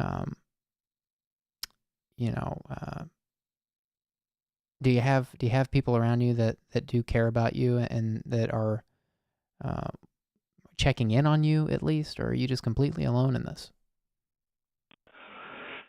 Yeah, there's a few people that check in on me sometimes. That's good. It does feel very lonely though. Yeah, I can imagine. I'm really sorry. It's just very difficult losing a wife and a best friend on the same thing. Cause it was like he was like a brother to me. Like you hear about like friendships where they're like on like a brother status. That's how it was. Like we were just so close and we hung out all the time, and then like the past year of the marriage, it seemed like he like was calling me less, and like he would call her more than he would me. Like I don't know. And like we were all like all three of us were very close, because like it was just like all three of us were like friends, and like my wife and my best friend got to be like friends through our relationships, but it just seems like he took it a little too far than he should have. I would say so. I would say that's not a real friend at all, and I would say that you can mourn that loss not easily, but without regret, if that's what it ultimately come to. The hardest part is the memories, of course. It's hard to. Yeah. Sounds like you guys shared a lot of good times. Those memories are hard to categorize after something like this. A lot of very good memories with my wife and my best friend and all of us, and like that's one thing that's like very hard for me to get over, because I think back on all of the memories that we've had together, and it's like, how can you just throw all that away? Well, you don't throw it away. Your old self has died, and your new self will not be friends with people like that anymore. And that's, I don't know if that picture helps you, but it's really helped me in times like that, where I've lost dear friends. Fortunately not many, but I have lost very close friends. And not in as an extreme situation as yours is. Like, I mean, yours is extreme. Your best friend of 20 years framed you and is now reportedly or allegedly with your wife. That is extreme, man. I'm so like my heart is breaking for you. But like the truth still is that this event in your life changes who you are, and it might help you to visualize your old self as the person that could be friends with someone like that, because it's like this naivete. You know, it's like this, that was who you were. And that capability in your best friend to do that was always there, and you never saw it. And it's not to say that you were blind. I mean, I'm saying that I've been guilty of the same thing. I have been blind to characteristics in friends before, until an event happened, and then realizing like, wow, how did I not ever see that in them before? It took all this happening for me to see it. But then what that does to us is it changes who we are, and our old self dies. And, you know, from the ashes rises the phoenix, and the phoenix does not make the same mistakes. And of course, I'm not saying that you have done any fault here. You know, you are, from what it sounds like, you were committed to your marriage. You wanted to make it work. You wanted to go back to therapy. Your wife said no. Next thing you know, your friend is framing you for horrifically offensive things. I mean, I'm so sorry to hear your story. And the hard part about it is like he lied his way out of it. Like I guess there could be a small chance that it wasn't him, but like there's so many details that like came up from that like fake profile that they knew about me that like nobody else would have known. And then like he just kind of like lied his way out of it to make it look like he didn't do it, and that like I actually did it.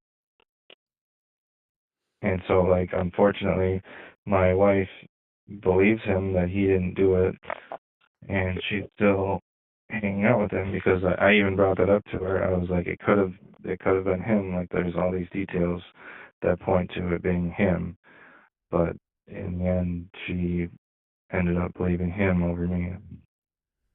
You know, I just had another thought, and I don't know if this helps you or not, but just thinking about your story and the different points you shared, I remember you saying that your wife was getting kind of, it seemed like the last year of your marriage, I think the way you put it was, it wasn't perfect, but it wasn't like falling apart.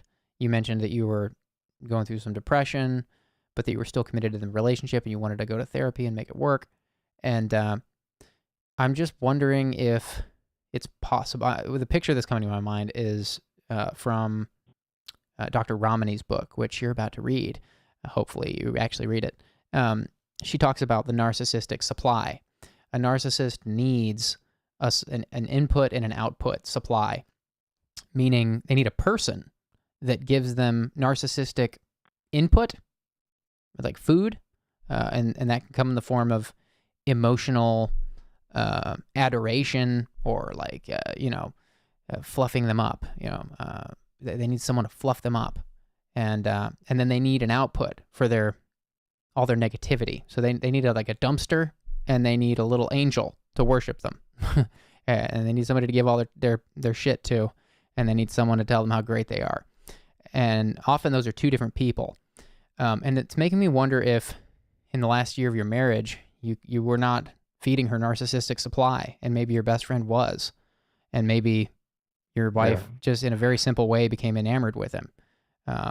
Again, I feel like that's exactly what happened, because he's the kind of guy that once he likes a girl, he will put all of his time, energy, and money into like making her feel good, or like giving her a bunch of gifts, or taking her places, and there you go. All that stuff. There you go. Yeah, that's interesting. Well, that so doesn't. I know that's what he's doing currently, and that's why they're hanging out so often. And because like he knew things about my wife, like what she liked. Like he knew that because like I have a mustache and beard, and she likes that. And so he started growing a mustache and beard, and then he was wearing me and him have the same cologne, and it's my wife's favorite cologne, so he was wearing that more often. Give me a break. That like after like this divorce was going on, and they were hanging out more, and I was kind of out of the picture, and he's just doing all this stuff to make him look good and to make her like him more. My goodness. I gotta ask, was this guy your best man at your wedding? Seems like he would have been. Yeah, he was my best man at my wedding, actually. My goodness, my friend, I'm so sorry. That just that's so many levels of hurt. I'm so sorry. Yeah.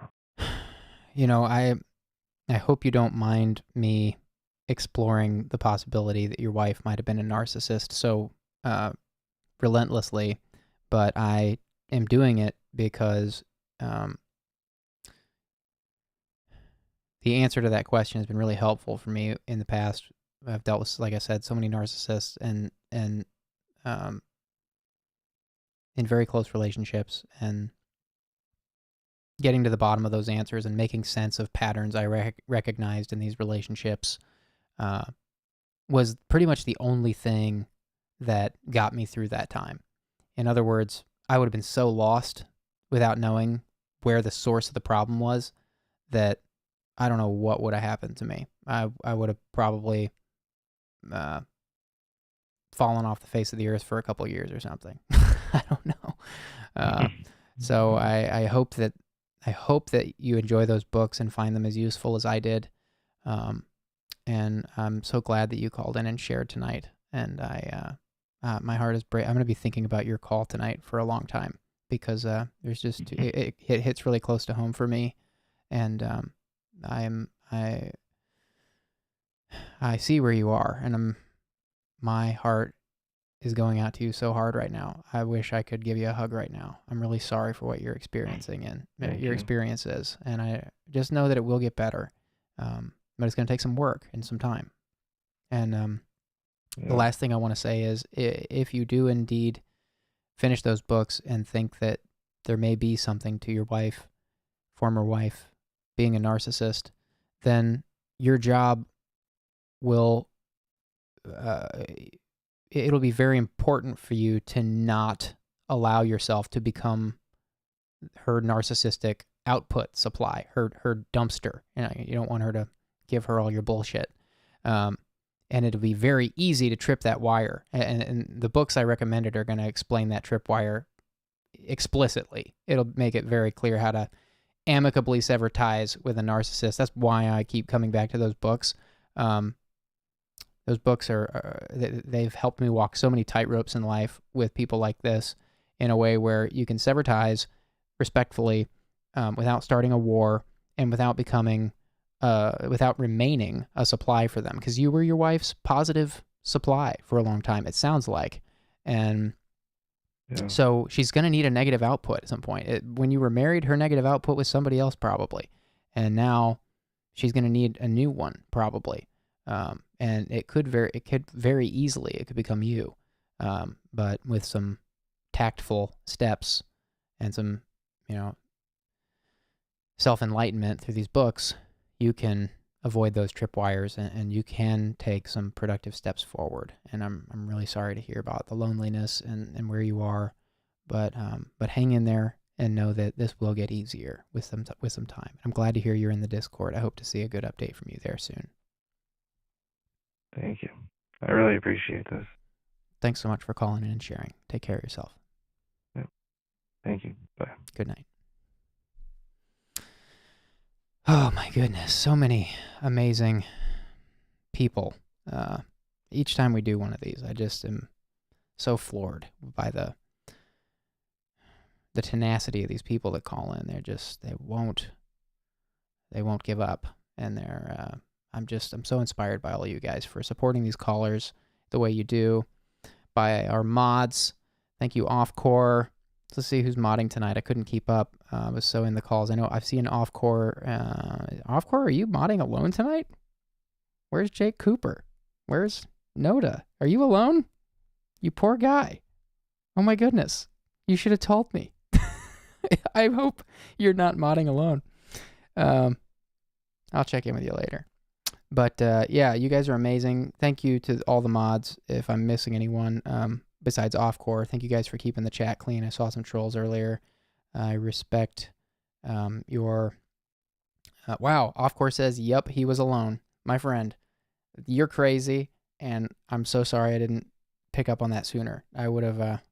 I'm actually gonna make Easy a mod here. I hope you don't mind me, Easy Cheesy, making you a mod here on the spot, but you're a mod in our Discord, so I should have done that hours ago. I'm really sorry, Offcore. Jay, please forgive me. Well done, sir, actually. I'm impressed. It's like episode 1 or 2 or whenever it was, all over again. You're all by yourself. All right, so guys, thanks so much for another great stream. You guys are amazing. I always look forward to these. Excited for what's ahead. The trailer that I teased here earlier will be up here tomorrow, so you can revisit that. The only thing that'll be different is it'll be actually mixed. There's no audio mix on that one I showed you today. And the outro title will have a little more pizzazz, a little more polish. So you guys got to see the rough version here tonight. That's what this is. This is the rough stream, isn't it?